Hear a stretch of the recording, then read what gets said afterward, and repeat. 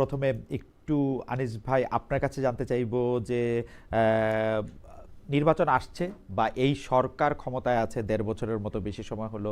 আমরা যারা সাংবাদিকতা করছি বা মিডিয়া গত ১৫ বছরের সরকারের তুলনায় অনেকখানি স্বাধীন রয়েছে বলে আপনি মনে করেন কিনা গত কয়েক বছরের তুলনায়? এবং এই সময়ে এসে আমরা আসলে ডক্টর মোহাম্মদ ইউনূস সরকারকে ডক্টর মোহাম্মদ ইউনূসকে অনেক কিছুই আসলে বলতে পারছি। আপনি নিজেও অনেক এমন অনেক সমালোচনা করছেন যেটা হয়তো শেখ হাসিনার সরকারের আমলে করা সম্ভব ছিল না। আপনি আমার বক্তব্যের সাথে একমত কিনা? আহ, কিছু ক্ষেত্রে একমত, আবার কিছু ক্ষেত্রে আমি দ্বিমত আছে। জি। মানে এই যে আমাদের স্বাধীনতা ফিল করাটা এবং স্বাধীনতা না ফিল করাটা, এটা দুইটাই সত্য। স্বাধীনতা ফিল করছে এই ক্ষেত্রে যে এটা সত্য, শেখ হাসিনার আমলে যে ধরনের একটা আতঙ্ক ছিল, বিভিন্ন গোয়েন্দা সংস্থার আতঙ্ক ছিল, কাকে কখন তুলে নিবে সে ধরনের একটা ভয় ছিল। সে ভয় থেকে আমরা ওই পরিমাণে যেই পরিমাণে আমাদের ভোকাল হয়ে কথা বলা ছিল সেটা ছিল না। কিন্তু আবার আরেকটা জিনিস ছিল যে কথা বলতে যে বাধা পেয়েছি তা না, কথা বলেছি।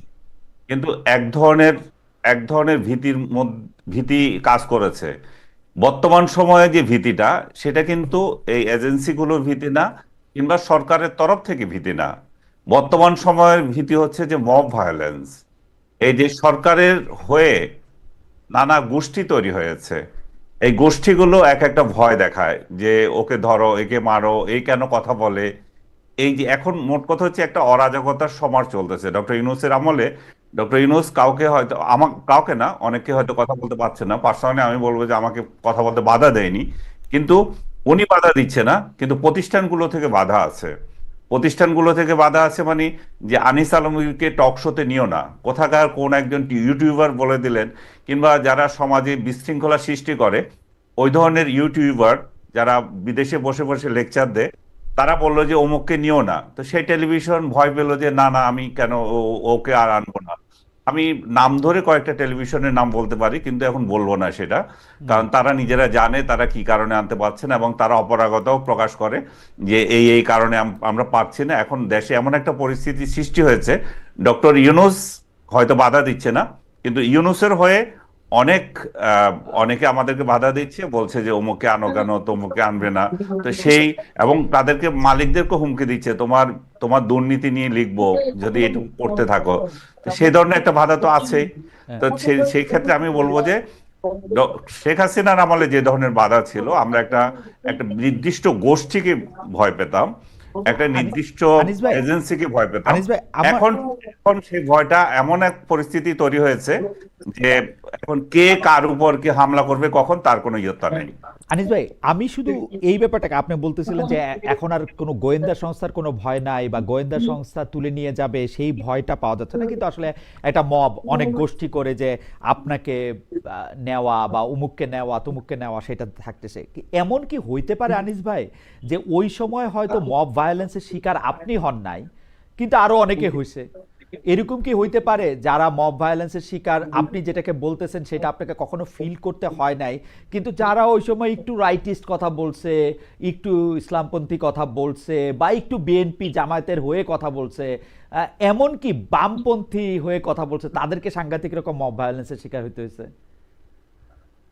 হ্যাঁ, সেটা তো অস্বীকার করার উপায় নাই, সেটা আমাকে নিয়ে হয়েছে।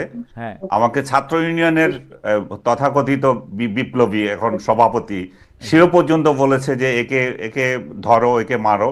আমি হ্যাঁ। নাম বলবো না, এগুলো এখন খুব আনপ্লেজেন্ট শোনায়। হুম। তারপরে সবচেয়ে বড় আরেকটা ঘটনা তো আমার চোখের সামনেই আমরা দেখতে পাচ্ছি, সেটা হচ্ছে সংগ্রাম পত্রিকার হুম। যে সম্পাদক হুম। হুম। মিস্টার আসাদ, হুম। হুম। উনাকে অফিস থেকে তুলে নিয়ে মবগিরি করা হয়েছে। ওখানে ছাত্রলীগ বা ছাত্রলীগ নামধারী লোকেরা গিয়েছে। সো এই খালেদ, যেভাবে বলছেন আপনি হুম। যে ভিন্ন মতের লোকদেরকে করা হয়েছে মব ভায়োলেন্স, সেটা অস্বীকার করার উপায় নাই। আওয়ামী লীগ সেটা অস্বীকার করতে পারবে না, কিংবা আওয়ামী লীগের ছাত্র সংগঠন অস্বীকার করতে পারবে না যে তারাও মব ভায়োলেন্স করেনি। তবে ডক্টর ইউনূসের আমলে যে মাত্রায় মব ভায়োলেন্স হচ্ছে, সেটা ইতিহাসের সেরা। এবং সেদিক থেকে আমরা সবসময় বলে আসছি যে ইতিহাস যদি লেখা হয় মবের জনক হিসেবে ডক্টর ইউনূসের নাম লেখা থাকবে। কিন্তু আনিস ভাই, আমি একটু আনিস আলমগীর ভাইয়ের সাথে আমার একটু পরিচয়ের কথা বলি। আনিস ভাই আমার সরাসরি বিশ্ববিদ্যালয়ের বড় ভাই, অর্থাৎ সাংবাদিকতাতেও তিনি নানাভাবে আমার পথ প্রদর্শক, অনেক আগে থেকে তিনি সাংবাদিকতা করছেন। সেই দাবি থেকে আমি বলছি, আপনার এই কথার সাথে আমি একটু ডিফার করি আনিস ভাই, এই কারণে যে আমার মনে আছে যে 2023-এর জুলাই মাসে আমি তৎকালীন ছাত্রলীগের সভাপতিকে একটি শুধু প্রশ্ন করেছিলাম যে আপনি যে গাড়িটি চড়ছেন সেটি কোত্থেকে আপনি পেয়েছেন। যেভাবে আমাকে আক্রমণ করা হচ্ছে, শুধু আমাকে না কিন্তু আমার পুরো পরিবারকে, আমার মা আছেন ফেসবুকে, আমার মেয়ে আছেন ফেসবুকে, আমার স্ত্রী আছে, পুরো পরিবারকে যেভাবে আক্রমণ করা হয়েছে, এখনকার সময় আক্রমণ করা হয় কিন্তু সেইটাকে এখনো ছাড়া যেতে পারে না। নিশ্চয়ই ছাড়ায় যাবে, চেষ্টাটা জারি আছে। আমি দেখি জামায়াত বা বিএনপি বা এনসিপির যারা সমর্থক তাদের চেষ্টাটা জারি আছে। কিন্তু আমি খালেদ আপনার এটাতে সিম্পেথাইজ, আমি অস্বীকার করছি না যে তাটা করে নাই, আমার ওই ঘটনাটা মনে নাই তাই বলছি। কিন্তু ডক্টর আসাদ সাহেবের কথা মনে আছে, সিনিয়র সাংবাদিক, প্রেস ক্লাবের মেম্বার এবং বাংলাদেশের একজন প্রতিযোদ্ধা বলবো আমি, তো এরকম একটা লোককে যখন এটা করেছে সেটা আমার মনে আছে। আপনাকে পার্সোনালি করেছে, আপনি আপনারটা মনে রেখেছেন। আমাকে পার্সোনালি যেটা করেছে বলছি না, ছাত্র ইউনিয়নের কতগুলো আমার জন্য করেছে। বিশেষ করে আমি যখন একবার একটা ইয়ে নিয়ে, রামপাল নিয়ে আমার একটা পজিশন বললাম যে রামপাল বিদ্যুৎ কেন্দ্র যেটা হচ্ছে, আমি মনে করি যে এটা সময়ের প্রয়োজনে বাংলাদেশের দরকার আছে, কারণ আমি এটা আমার মত রেখেছি। এবং আমি সেখানে বলেছিলাম যে এখন যারা রামপাল আন্দোলন করছে তাদের সিংহভাগ বামপন্থীরা করছে, কিন্তু হঠাৎ করে বিএনপি এখানে অংশ নিয়ে এটাকে অন্য মাত্রায় নিয়ে গিয়েছিল। এটা অনেকের পছন্দ হয়নি, তারা তখন আপত্তি করেছে। তো আমি এটা আপনার সাথে অস্বীকার করি না যে আমাদেরকে এইভাবে ট্যাগ দেওয়া হয়েছিল তখনও, কিন্তু আমি মনে করি না যে ডক্টর ইউনূসের আমলে যেভাবে হচ্ছে এবং যেভাবে বিচ্ছিন্নভাবে যাকে যেখানে যেভাবে পাচ্ছে ওইরকম মববাজি ছিল না তখন। আপনাকে মবগিরি করেছে বা ছাত্রলীগের কোনো এক নেতা আপত্তিকর কথা বলেছে, আপনার কিন্তু একটা ক্ষেত্র ছিল, আপনি বলতে পারতেন, আপনি তোফায়েল আহমেদকে ফোন করতে পারতেন, আপনি আওয়ামী লীগের সাধারণ সম্পাদক যিনি ছিলেন তাকে ফোন করতে পারতেন, বলতে পারতেন যে ভাই এটা হচ্ছে। তারাও সেটা ব্যবস্থা নেওয়ার মতো একটা সম্পর্ক ছিল আমাদের সাথে। এখন কাকে বলবো, কার বিরুদ্ধে কাকে বলবো, এটাও সেই ইন্টারেস্টিং পয়েন্ট আনিস ভাই। আমার মনে হয় যে এটা খুবই ইন্টারেস্টিং পয়েন্ট আপনি তুলে ধরছেন যে এখন আসলে বলার কে আসে। তবে আমি একটু ব্যারিস্টার ফুয়াদের কাছে, আমার অরিজিনাল প্রশ্ন আছে, কিন্তু ব্যারিস্টার ফুয়াদের কাছে আমি একটু জানতে চাই যে ব্যারিস্টার ফুয়াদ, আমরা কিন্তু এরকম দেখি নাই এর আগে যে সাংবাদিকদের বা যারা কথা বলতেছে, যারা রাজনৈতিক প্রতিপক্ষ না, তাদেরকেও প্রতিপক্ষ বানাইতে। এইটার কারণটা কি আসলে? মানে সাংবাদিকরা তো আসলে হ্যাঁ আপনি বলতে পারেন 15 বছর ধরে শেখ হাসিনার সামনে সাংবাদিকরা খুবই নতজানু ভূমিকা রাখছে, কিন্তু নতজানু ভূমিকা রাখে নাই এরকম সাংবাদিকতা তো আছে। আমি বারবার বলতে চেষ্টা করি শেখ হাসিনার আমলেই সাংবাদিকতা হয়েছে, যখন সোনা চুরির কথা সামনে আসছে, যখন রূপপুরে বালিশের কথা সামনে আসছে, যখন এস আলমের দুর্নীতির কথা সামনে আসছে, শেখ হাসিনার আমলেই কিন্তু এগুলি হয়েছে। দিনের পর দিন সাংবাদিকরা কিন্তু চেষ্টা করে গেছে। কিন্তু এইটা কেন হইতেছে যে এখন এই সরকারের কোনো সমালোচনা করলে বা এই ধরনের, ধরেন আপনার কোনো সমালোচনা করলে আপনার সমর্থকরা ব্যারিস্টার ফুয়াদ আনিস আলমগীরকে বলতেছেন যে তুমি হচ্ছে ফ্যাসিস্টদের দোসর। এইটার কারণটা কি আসলে, আপনার কি মনে হয় ব্যারিস্টার ফুয়াদ? যে সোসাইটি লম্বা সময় যদি এককেন্দ্রিক শাসন ব্যবস্থা, ফ্যাসিবাদ, স্বৈরাচার, অগণতান্ত্রিক আমলের ভিতর দিকে যায়, তখন সমাজ কিন্তু আপনার যথেষ্ট তার মূল্যবোধ হারিয়ে ফেলে।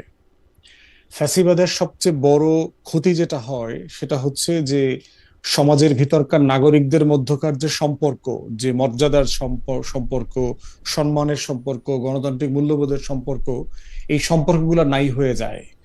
তাই আজকে আপনি অনলাইনে কারণে অকারণে অথবা যে কোনো জায়গায় আপনি দেখবেন আমাকে নিয়ে প্রচুর মানে মানে ফেক নিউজ বানানো, কন্টিনিউয়াস গালাগালি, পাকিস্তানের দালাল ইসলামাবাদে করাচি পাঠায় দেয় প্রত্যেক দিন টিকিট ছাড়া, বিমান ছাড়া। তো এইটা একটা বড় জায়গা হচ্ছে ওইটা আর কি। একটা সমাজে যখন লম্বা সময় গণতান্ত্রিক মূল্যবোধের চর্চা থাকে, মানুষ যখন নিজেদের অ্যাঙ্গার, দ্বিমত, ভিন্ন মত এটাকে ভেন্টিলেট করতে পারে এবং এই ভেন্টিলেট করতে গিয়ে সে কোনো ভয়ের ভীতির মুখোমুখি হবে না, তখন সে সেই জায়গাগুলো ডেভেলপ করে। বাংলাদেশে যে যাত্রাটা শুরু হয়েছিল 91-তে, এইটা এসে হোঁচট খেয়েছে। তো গত 16-17 বছরে যেটা হয়েছে যে বাংলাদেশে সিম্পলি আমরা একটা ওকে। ফ্যাসিস্ট আপব্রিঙ্গিং এর মধ্য দিয়ে বড় হয়েছি। সাংবাদিকদের কথা আপনি যেটা বলেছেন যে কথাটা তো আসলে সত্য না, আপনি নিজে চিন্তা করে দেখেন।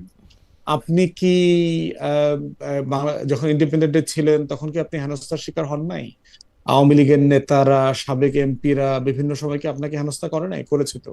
মাহমুদুর রহমান ভাই আমার না দেশের সম্পাদক কিন্তু ছিলেন, না, কিন্তু ওনাকে কিন্তু হেনস্থা করেছে কিন্তু না? কিন্তু বেরসে ফুয়াদ, আমার দেশের সব বেরসে ফুয়াদ, সাংবাদিক, আনিস ভাই, নয়াদিগন্তের বেরসে ফুয়াদ, সাংবাদিক। বেরসে ফুয়াদ, আনিস ভাই যে কথাটা বলতেছেন, যেমন ধরেন আমাকে হেনস্থা মানে কি, 2015 সালে শেখ হাসিনাকে ওই প্রশ্ন করার পরে আমাকে আর কোনো কিছুতে দাওয়াত দিল না জীবনে, এটাকে আপনি হেনস্থা বললে হেনস্থা?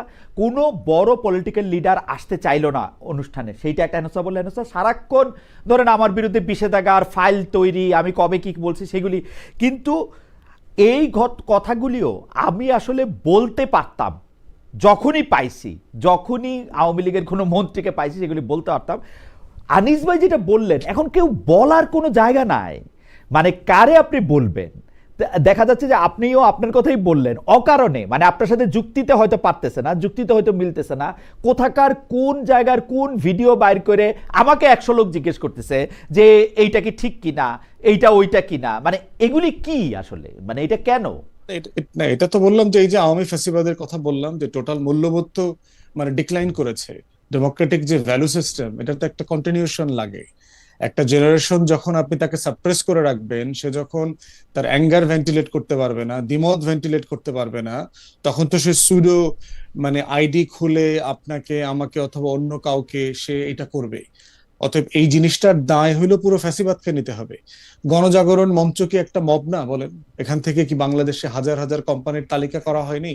প্রত্যেক দিন অমুক ইসলামী ব্যাংককে ধরো, ইসলামী ব্যাংক হাসপাতাল ধরো, অমুক কোম্পানিকে অ্যাটাক করো, অমুক কোম্পানি ভাঙো, আমার দেশ জ্বালায়া দাও, নয়াদিগন্ত জ্বালায়া দাও, সংগ্রাম জ্বালায়া দাও, এগুলো কি মব ছিল না? আজকে এই যে আনিস ভাই বলছে না যে আমি তোফায়েল আহমেদ সাহেবকে ফোন করতে পারতাম, আমরা কি পারতাম? যারা বিএনপি জামাত না, করেছে, আমি যারা সেই আওয়ামী প্রশ্নটা লীগের রাজনীতি আমি করে আমি নাই, আমি আমি তারা আমি কি সেই করতে প্রশ্নটা পারতো? করেছি, আমি ইভেন সেই খালিদ প্রশ্নটা ভাই করেছি। চিন্তা করেন, আপনি যদি বেক্সিমকো অথবা সালমান এফ রহমানের প্রতিষ্ঠানে না কাজ করতেন, আপনি কি এই লেভেলের অ্যাকাউন্টেবিলিটির সাংবাদিকতা করতে পারতেন?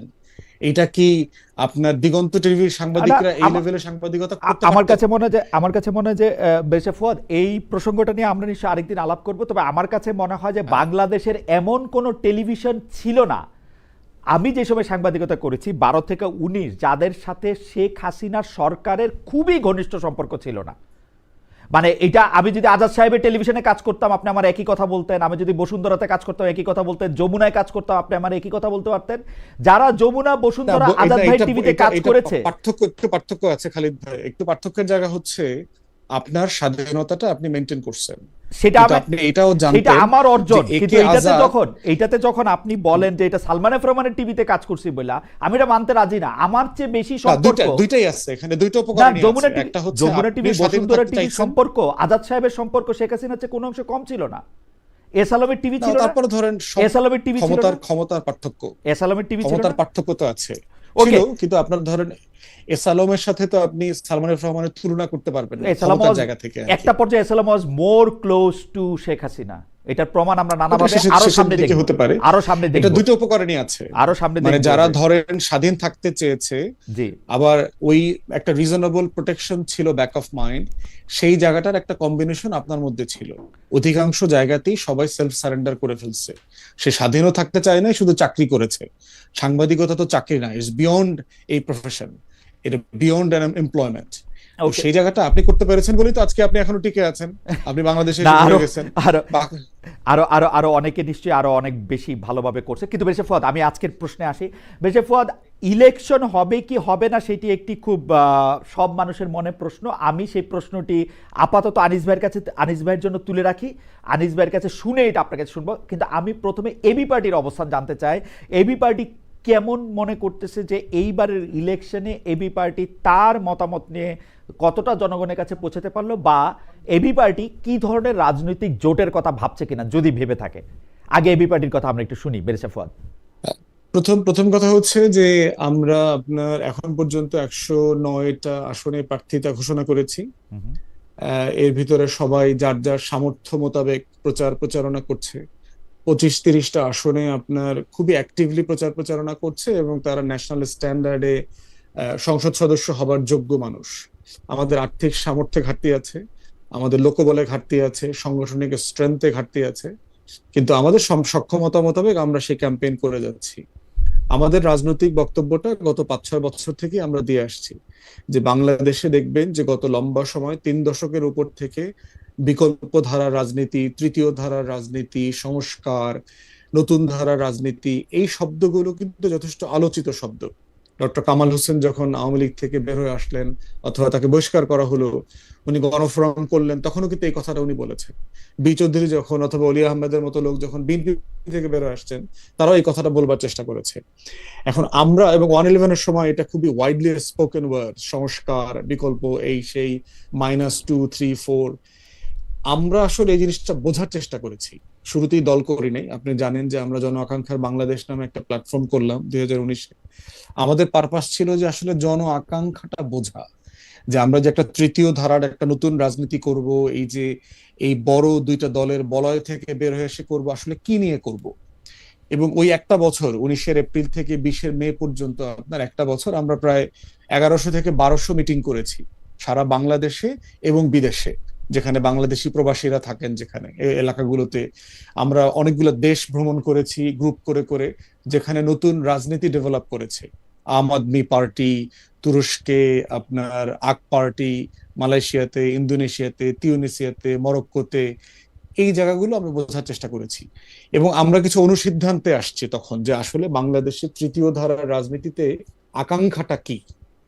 প্রথম আকাঙ্ক্ষা যেটা আমরা আমরা আমাদের একটা আন্ডারস্ট্যান্ডিং এসছে, সেটা হচ্ছে যে দেশের মানুষ ধর্ম এবং মুক্তিযুদ্ধ দুটোকেই প্রচন্ড সম্মান করে, মর্যাদার চোখে দেখে এবং খুব গুরুত্বপূর্ণ মনে করে। কিন্তু এইটাকে কেন্দ্র করে প্রতিদিন লেবু কচলানো, ব্যবসা করা, এটাকে নিয়ে ছিনিমিনি খেলা, বাড়াবাড়ি করা, এটাকে তারা পছন্দ করে না, দুইটাকে তারা গুরুত্বপূর্ণ মনে করে। দ্বিতীয়ত হচ্ছে দেখলাম যে অতীতের ব্যাপারে তাদের একটা শ্রদ্ধার জায়গা আছে, রাজনৈতিক বিভিন্ন দলের নেতাদের ব্যাপারে তাদের সম্মান আছে, কিন্তু প্রতিনিয়ত অতীতকে টেনে নিয়ে আসা, রাজনৈতিক নেতাদেরকে মাজারে, তার কবরগুলোকে মাজারে পরিণত করা, মন্দিরে পরিণত করা, দরগায় পরিণত করা, এই দরগা বিক্রির যে রাজনীতি, এটা আসলে মানুষজন পছন্দ করে না, দেখতে চায় না এটা। তৃতীয়ত যেটা দেখলাম সেটা হচ্ছে যে আমাদের একটা অনুসিদ্ধান্ত যেটা আসছে, মানুষ চায় প্রতিনিয়ত তাদের জীবনের সমস্যাগুলোকে যেন আমরা অ্যাড্রেস করি, রাজনৈতিক দলগুলো যেন তর্ক বিতর্ক আমরা আলাপের মধ্য একটু দিয়ে এগুলোকে একটু অ্যাড্রেস সংক্ষিপ্ত করে। একটু যদি সংক্ষিপ্ত করেন বেশা ফুয়াদ এই পর্যায়ে। তো সেই জায়গাতে বটম লাইন হচ্ছে এবি পার্টির রাজনীতিটার মেসেজ হচ্ছে ওইটাই, যেটাকে আমরা আমাদের টোকেন ওয়ার্ড বলি, যে আমরা বাংলাদেশকে একটা কল্যাণ রাষ্ট্র বানাতে চাই, আমরা পলিসি বেস পলিটিক্স করতে চাই, অতীতমুখিতা, অতীতের বাড়াবাড়ি চর্চা, অতীতের কে নিয়ে খুব বেশি মানে পূজার জায়গাটা না বানায় আমরা হচ্ছে ভবিষ্যতের বাংলাদেশ বিনির্মাণের যে ক্রাক্স, সেবা এবং সমস্যা সমাধানের রাজনীতি, এটা করতে চাই। ওকে, এবং সেখানে আমাদের গবেষণাতে আমরা 21টা ইস্যু আইডেন্টিফাই করেছি যেটা দেশের মানুষ চায় আমরা অ্যাড্রেস করি। ওকে, 21টা টপিক এবং 21টা টপিক নিয়ে আমরা পলিসি পেপারও তৈরি করেছি। আমরা আমরা একটু বেরিশা ফুয়াদ একটু খালি আপনাকে নোটটা দিয়ে রাখি যে আপনারা এই রাজনীতির ক্ষেত্রে যে 21টা টপিক হোক বা যে 3টা বিষয় নিয়ে আপনারা জন আকাঙ্ক্ষা করতে পর্যবেক্ষণ করতেছিলেন সেগুলি হোক, সেগুলির মধ্যে শুধুমাত্র পপুলিস্ট ধারণাগুলি বজায় রাখতেছেন কিনা, মানে যখন যেটা মানুষ জনপ্রিয় হইতেছে বা যখন যেটা মানুষ চাইতেছে সেইটাই আসলে বলতে চেষ্টা করতেছেন কিনা, সেটা ভুল হোক কি সঠিক হোক সেটার জায়গা থেকে সেই ব্যাপারটাও আপনার কাছ থেকে আমরা একটু শুনবো, যে আপনাদের আসলে জনতুষ্টিমূলক এক ধরনের রাজনীতি, যে রাজনীতিটা যে কোনো সময় যে কোনো পাত্রে রাখলে ফিট ইন হয়ে যাবে, ওরকম একটা রাজনীতি আপনারা করতেছেন কিনা আমরা এটা শুনবো।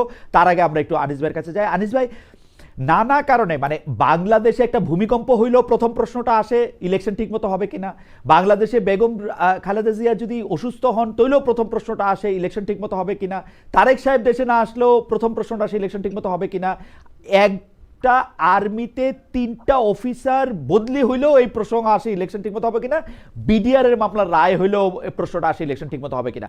আমি পার্সোনালি ইলেকশন ঠিকমতো হবে এর বাইরে কিছুই দেখি না, আপনি কি দেখেন? আপনাকেও আমি নির্বাচন নিয়ে সংশয় জানাতে দেখি, এটার কারণটা কি আসলে? মানে কেন নির্বাচনে আপনি সংশয়? আনিস ভাই, আপনি বলতে শুরু করার আগে আমি একটু, আমাদের একজন দর্শক, উনি তার নাম লিখেছেন দান্তে 3311, তিনি বলেছেন, ভাই সাংবাদিকদের আমাদের সমালোচনা করতে পারবো না কেন? সারা পৃথিবীতেই সাংবাদিকদের সমালোচনা করা যায়, এখন আপনাদের সমালোচনা সাধারণ মানুষ করতে পারবে না? ইউনুসকে সমালোচনা করেন আপনারা, কিন্তু আপনাদের করা যাবে না? অবশ্যই সাংবাদিকদের সমালোচনা করা যাবে, আমরাও সারাদিন সাংবাদিকদের সমালোচনা করি, কিন্তু সাংবাদিকদের সমালোচনার পাশাপাশি গালিও দেওয়া যাবে কিনা বা কাউকেই গালাগালি করা যাবে কিনা সেটাও আপনি একটু ভাইবা দেখবেন। ভাই আপনার নাম যেহেতু দান্তে, যাই হোক, আমি একটু আনিস ভাই আপনার কাছে আসি, যে আনিস ভাই, আপনার এত সংশয় এবং আপনার সহ সারা বাংলাদেশের মানুষের এত সংশয় কেন ইলেকশনটা নিয়ে? ইলেকশন নিয়ে আসলে হইতেছে কি? ধন্যবাদ খালেদ। তার আগে আমি জাস্ট একটা ছোট করে ফুয়াদ যে বিষয়টা বললো যে গণজাগরণ মঞ্চ ছিল একটা মব, এই যে মব, বর্তমান মবের সাথে যে গণজাগরণকে মিশিয়ে ফেলা, আমি জাস্ট তথ্যগত বা চিন্তাগত একটা পার্থক্য যে আছে সেটা একটুখানি বলি। সেটা হচ্ছে যে গণজাগরণ কখনো মব ভায়োলেন্স ছিল না, বা শাপলা চত্বর যেটা ছিল সেটা মব ছিল না, এগুলো ছিল প্রেসার গ্রুপ। তারা তাদের নির্দিষ্ট একটা দাবি নিয়ে সরকারের বিরুদ্ধে দাবি পেশ করেছে। গণজাগরণ কি জন্য দাবি পেশ করেছিল? কাদের মোল্লার যে ফাঁসির আদেশ দেওয়া হয়নি, সেটা যাবজ্জীবন দেওয়া হয়েছিল, এবং সেখানে সরকারের আপিল করার সুযোগ ছিল না, যাতে আপিল করার সুযোগ দেওয়া হয়, এবং তাকে আপিল করার সুযোগ দেওয়া হয়, এবং তাদের ডিমান্ড ছিল যে সেই আপিলে যাতে তার ফাঁসির রায় কার্যকরার কোনো ব্যবস্থা হয়, সেটাই ছিল। গণজাগরণ যদি মব হতো, তাহলে আপনি জাস্ট একটু খেয়াল করে দেখেন, তার 100 গজ দূরে ছিল এই গোলাম আজমের আস্তানা। আস্তানা বলবো না, আমি বলবো যে গোলাম আজমের অবস্থান। গোলাম আজম পুরো সময়টাই পিজি হাসপাতালে ছিল। আপনি তখন ঢাকায় শহরেই ছিলেন, আপনার কি মনে হয়েছে এর থেকে বড় জমায়েত বাংলাদেশে কোথাও ছিল? এর থেকে বড় শক্তি কোথাও ছিল? কারণ বাংলাদেশের সমস্ত রাজনৈতিক নির্দেশনা, সমস্ত রাজনৈতিক দলগুলো এক্সেপ্ট দুই একটা রাজনৈতিক দল, বিএনপি সহ, এবং বিএনপি পার্সোনালি তারা না নিলেও তাদের অনেক সমর্থক এটা সমর্থন করেছে। তো সেই অবস্থায় তারা যদি উদ্যোগ নিত যে গোলাম আজমকে আমরা এখান থেকে এনে ফাঁসি দিয়ে দেব, সেটাকে অসম্ভব কিছু ছিল? কারণ এত বড় শক্তি ছিল। তো গণজাগরণ যদি মব হতো তাহলে সেটা করতো।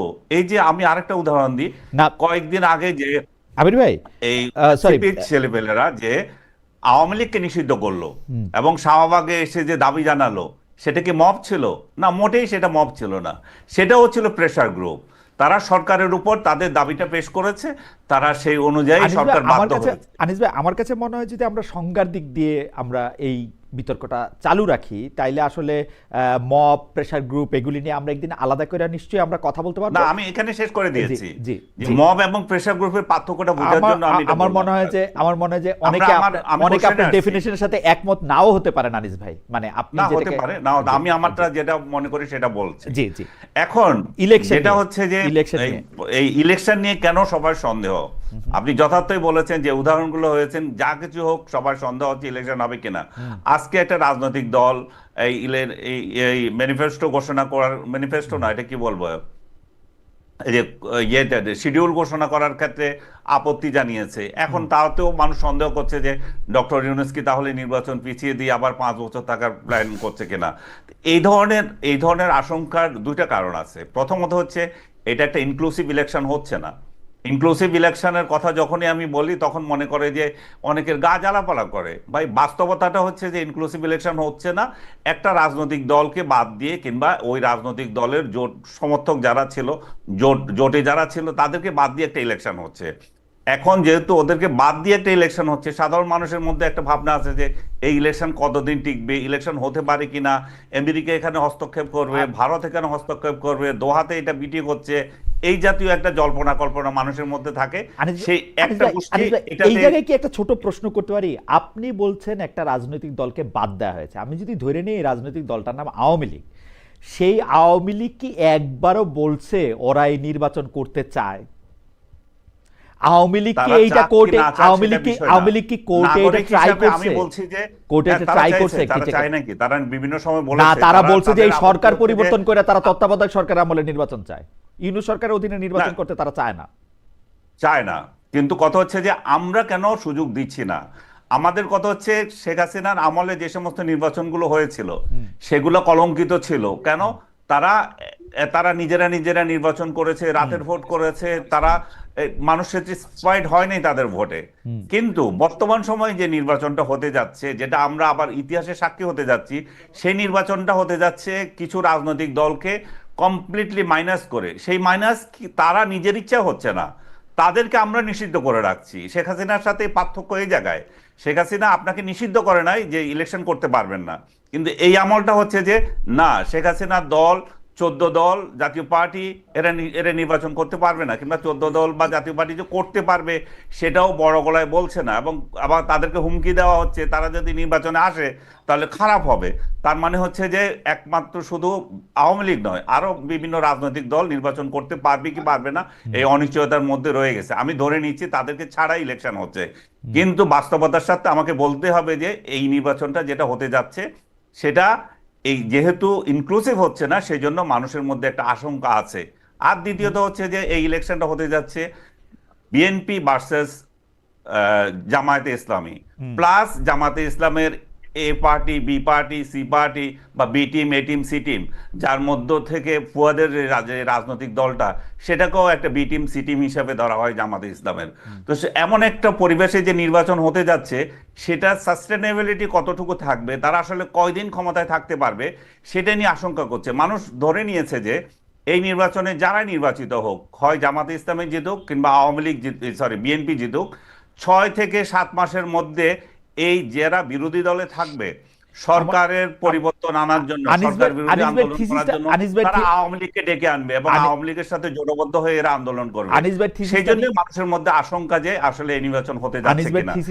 আপনি যেটা বললেন, আপনি যেমন একটা মিনিট আমি শেষ করে দিচ্ছি, আপনি যেমন চিন্তা করেন না যে নির্বাচন হচ্ছে কি হচ্ছে না, আমারও মনে হচ্ছে যে নির্বাচন হতে যাচ্ছে এবং ডক্টর ইউনূস এই নির্বাচন করেই বিদায় নেবেন, এবং এটা কোনো সন্দেহ নাই যে নির্বাচন হতে যাচ্ছে। আপনি শেষ করেন না, আপনি খালি একটু সময় দেন। আপনার থিসিসটা নিয়ে আমি একটু ব্যারিস্টার ফুয়াদের পয়েন্ট একটু শুনি, কারণ ব্যারিস্টার ফুয়াদের পয়েন্ট মানে প্রশ্নে আমি একটু পরে যাই। ব্যারিস্টার ফুয়াদ, ইলেকশন ইনক্লুসিভ হচ্ছে না কারণ আওয়ামী লীগ বা জাতীয় পার্টি সহ অন্যান্য অনেকগুলি দলকে ইচ্ছা করে ইলেকশনে বাইরে রাখার একটা চেষ্টা করা হচ্ছে, তাদেরকে অপশন দেওয়া হচ্ছে না। এই জন্য লোকের মনে একটা আশঙ্কা আছে যে এই ইলেকশনটা হয়তো ইনক্লুসিভ হবে না। আপনি আনিস ভাইকে শুনেছেন এই ব্যাপারে, আপনি যদি একটু ছোট্ট করে বলেন, আমরা আনিস ভাইকে আবার একটু শুনে আপনার কাছে আসবো, একটু যদি 1-2 মিনিটে বলেন এটা এই থিসিসটার সাথে আপনি একমত পোষণ করেন কিনা। দেখেন, ইনক্লুসিভ ইলেকশন বলতে বোঝায় না যে একটা ফ্যাসিস্ট অর্গানাইজেশন যাকে গণ অভ্যুত্থানের মধ্য দিয়ে পতন করানো হয়েছে তাকে নির্বাচনে অংশগ্রহণ করতে দেয়া। মানে 73 সালের নির্বাচনে কেন মুসলিম লীগ অংশগ্রহণ করে নাই, মানে এইটা তো একটা ভ্যালিড কোশ্চেন হইতে পারে না। তখন যাদের বিরুদ্ধে যুদ্ধ হইল, যাদের বিরুদ্ধে গণ অভ্যুত্থান হয়েছে, তাকে অংশগ্রহণ করতে দেয়াটার মধ্য দিয়ে কোনো ইনক্লুশন থাকে না। দ্বিতীয়ত দেখেন যে আপনার পিলখানা গণহত্যা কমিশনের রিপোর্ট আসছে গত কদিন আগে, সেখানে পরিষ্কার করে বলা হয়েছে যে আওয়ামী লীগ দল আকারে দিল্লির সাথে কলিউশন করে এই পিলখানায় গণহত্যাটা ঘটাইছে। বর্তমানে আওয়ামী লীগের দল আকারে আইসিটিতে বিচার চলছে। আপনি মানবাধিকার কমিশনের জাতিসংঘের যদি রিপোর্ট দেখেন, সেখানে তাদের 6 সপ্তাহের আমলনামার কথা আসছে। বাংলাদেশের স্বাধীনতা, সার্বভৌমত্ব, জাতীয় স্বার্থ, মর্যাদা ক্ষুণ্ণ করবার জন্য হেন কোনো কাজ নাই যা এই দলটা করে নাই। রাজনৈতিক দলের যদি ডেফিনেশনে দেখেন যে 1991-এ কেন হোয়াইট পার্টিকে ইলেকশন করতে দেয়া হয় নাই, এটা কিন্তু তখন তর্ক ছিল না।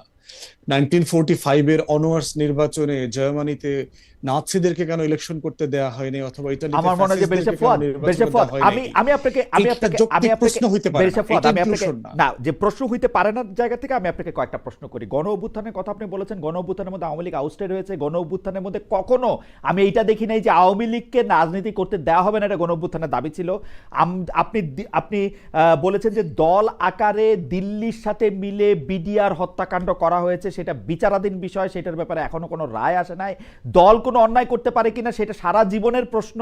আপনি বলেছেন যে 6 সপ্তাহের আওয়ামী লীগের আমলনামা, আমি বলবো যে তখন আওয়ামী লীগের হয়ে যারা সরকার পরিচালনা করেছেন তাদের দায় এটা। দল দল একটা ব্যক্তি না, দল একটা কোনো জান্তব গোষ্ঠী না। 1945-এ আপনি যে ফেসিস্ট হিটলারের কথা বলেছেন, হিটলার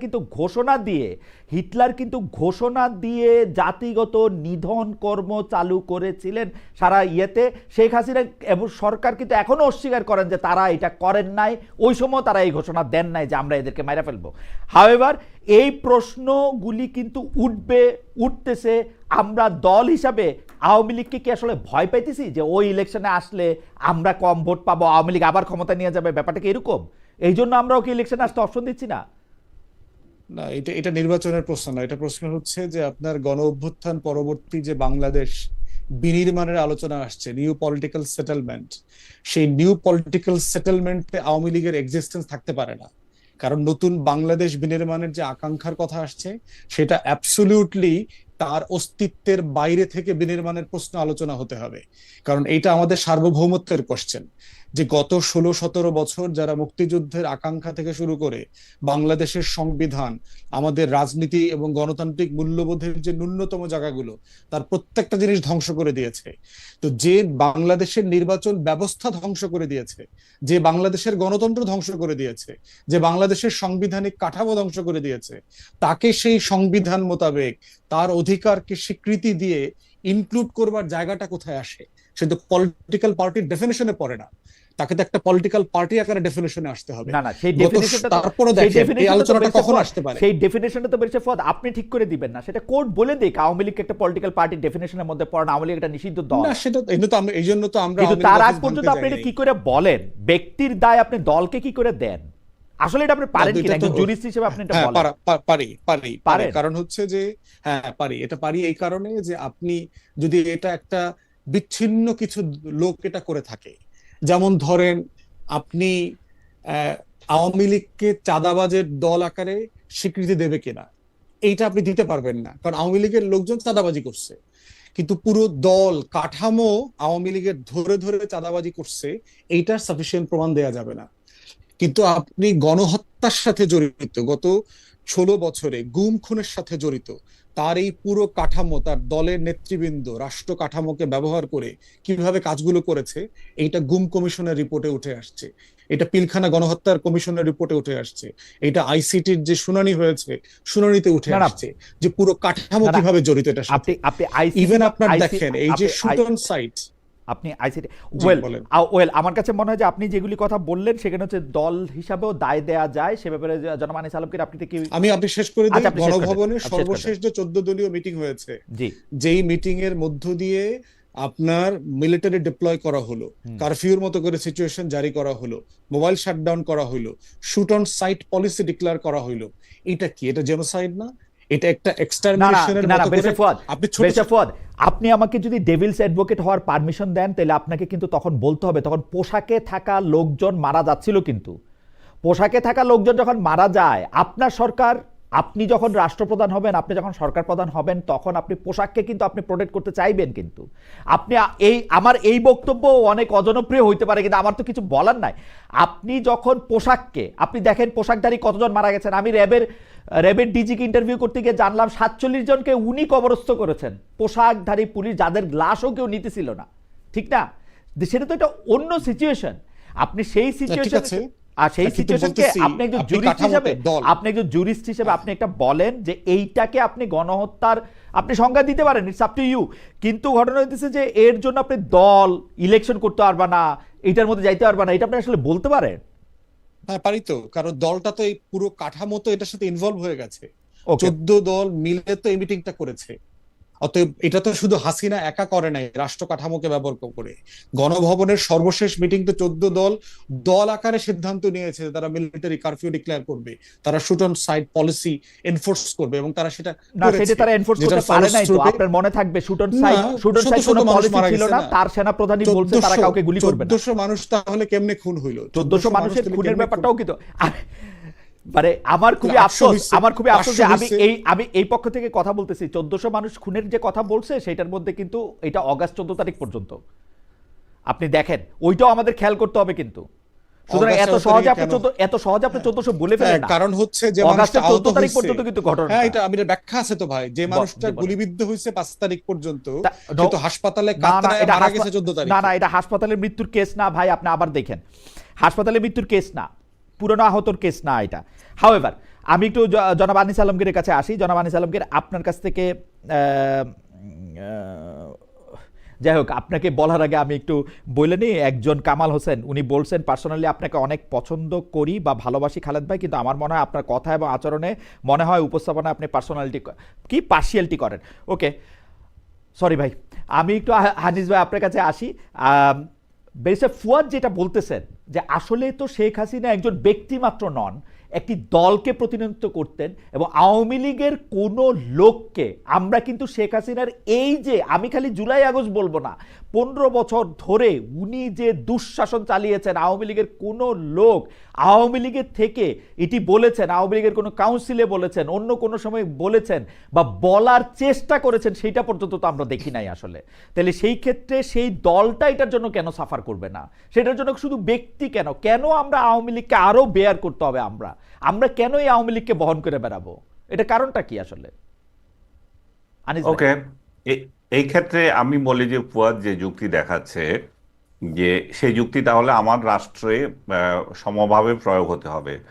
আমি যখন 71-এর গণহত্যাকারী রাজনৈতিক দলটিকে এই ইলেকশনে অংশ নিতে দিচ্ছি, আমি যখন প্রমাণিত সত্য আমার চোখের সামনে আছে, যেভাবে তারা মেরেছিল, তারা আলবদর আলশামস করে এই এই দেশের বুদ্ধিজীবীদের হত্যা করেছে, সাধারণ মানুষদের হত্যা করেছে, সামরিক বাহিনীর সহায়তা করে নিরীহ মানুষকে হত্যা করেছে, আমাদের মা বোনদেরকে পাকিস্তানিদের হাতে তুলে দিয়েছিল, সেই রাজনৈতিক দলটা কি আমি 71-এর গণহত্যাকারীর এই রাজনৈতিক দলটি তাকে সাজা না দিয়ে তাহলে কি ইলেকশনে দিতেছি?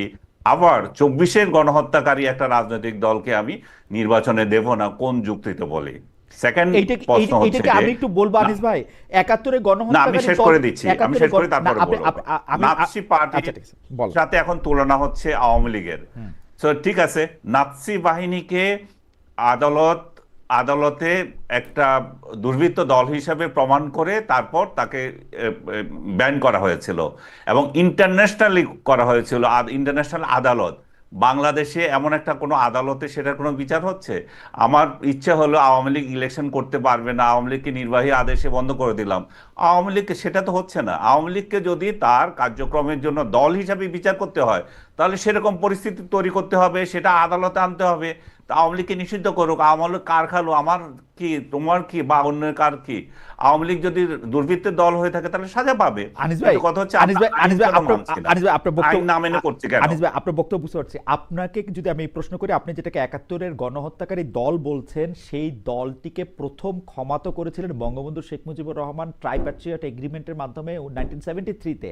আমরা দেখেছি যে এই দলটিকে রাজনৈতিক পুনর্বাসনের সকল প্রক্রিয়া 1978, 79, 91 হয়ে 96-তে তত্ত্বাবধায়ক সরকারের বিরুদ্ধে যে পক্ষে যে আন্দোলন, সেই আন্দোলনের সামিল হয়ে শেখ হাসিনা সেটার মধ্যে থেকে অংশগ্রহণ করে, এমনকি আমরা যদি আরেকটু পিছনে যাই, 1991 সালে শেখ হাসিনা যাকে রাষ্ট্রপতি পদে মনোনয়ন দিয়েছিলেন, তাকে আমরা দেখেছি দোয়া নিতে সেটা যাইতে। সেইটার তো এখন আর এই প্রশ্ন নাই যে কেন গণহত্যাকারী একটি দলকে রাজনীতি করতে দেওয়া হবে। আওয়ামী লীগ তো এই প্রশ্ন কখনো তুলে নাই। এখন যারা এই প্রশ্ন তুলতেছেন এবং এই প্রশ্নটা তুলতেছে যে আমাকে গুলি করে মারা হয়েছে, আমাকে গুলি করে মারার অর্ডার দেওয়া হয়েছে, আমাকে 15 বছর ধরে ইলেকশন করতে দেওয়া হয় নাই, তাকে আমরা কেন, আমরা জনগণ, মানে আমরা তো পক্ষ বিপক্ষে না, আমরা জনগণ, সত্যি সত্যি আমি বুঝতে চাই, আমরা জনগণ কেন আওয়ামী লীগকে আর বহন করে বেড়াবো? আওয়ামী লীগকে আর বহন করে বেড়াবো? আওয়ামী লীগ কেন আর আমাদের মানে সিলেবাসের অন্তর্ভুক্ত থাকবে? কেন এটা আউট অফ সিলেবাস হবে না? হতে পারে আওয়ামী লীগ কেন আমাদের সিলেবাসে অন্তর্ভুক্ত থাকবে না, সেটা মানুষ ডিসিশন নেবে। আওয়ামী লীগের নেতা কর্মী আছে যারা, তারা ডিসিশন নেবে। আওয়ামী লীগের যারা ওয়েল উইশার আছে, তারা কিভাবে আওয়ামী লীগকে ডিল করবে তাদের ব্যাপার। কিন্তু অ্যাজ এ ইন্ডিভিজুয়াল, আমি যখন দুইটা রাজনৈতিক দলকে যখন আমার সামনে আনা হবে, আমি আমার দৃষ্টিতে বলবো, এখন শেখ হাসিনা তাকে মাফ করে দিল, শেখ হাসিনা ওই দলের সাথে আন্দোলন করলো, শেখ হাসিনার দলের কেউ যায়া ওই প্রেসিডেন্ট প্রার্থীর পা ছুঁয়ে আসলো, এগুলোতে আমার কি এসে যায়? আমি তো আওয়ামী লীগের কেউ না, বা আওয়ামী লীগ কে ধারণ করার জন্য এখানে বসে অর্থাৎ নিয়ে আপনি কথা বলি নাই। অর্থাৎ আপনি আওয়ামী লীগ ন্যায়গত যদি জায়গা অন্যায় করে থেকে, থাকে, আপনি ন্যায়সঙ্গত আওয়ামী লীগ জায়গা যদি থেকে, অন্যায় করে থাকে, সেই রাইট, অন্যায়কে আমি সাপোর্ট করব কেন? আমি ওকে, আমি কি তাকে গ্যারান্টি, আমি কি তাকে ওই ওই ম্যান্ডেট দিয়েছি তোমার যা ইচ্ছা তা করবে? আমি তাকে যেমন ম্যান্ডেট দিই নাই, তেমনি গণহত্যাকারী, ৭১-এর গণহত্যাকারী দলগুলোকে আমি ম্যান্ডেট দিচ্ছি না। এটা আমার ব্যক্তিগত না, রাইট, অভিমত। রাইট। আমি একদম পরিষ্কার, জনাব আনিস আলমগীর তার একটি ন্যায়সঙ্গত জায়গা থেকে, উনার ম্যান্ডেটের জায়গা থেকে এটা উনি বলতেছেন, উনার বক্তব্য একদম পরিষ্কার এবং আমিও বুঝতে পেরেছি।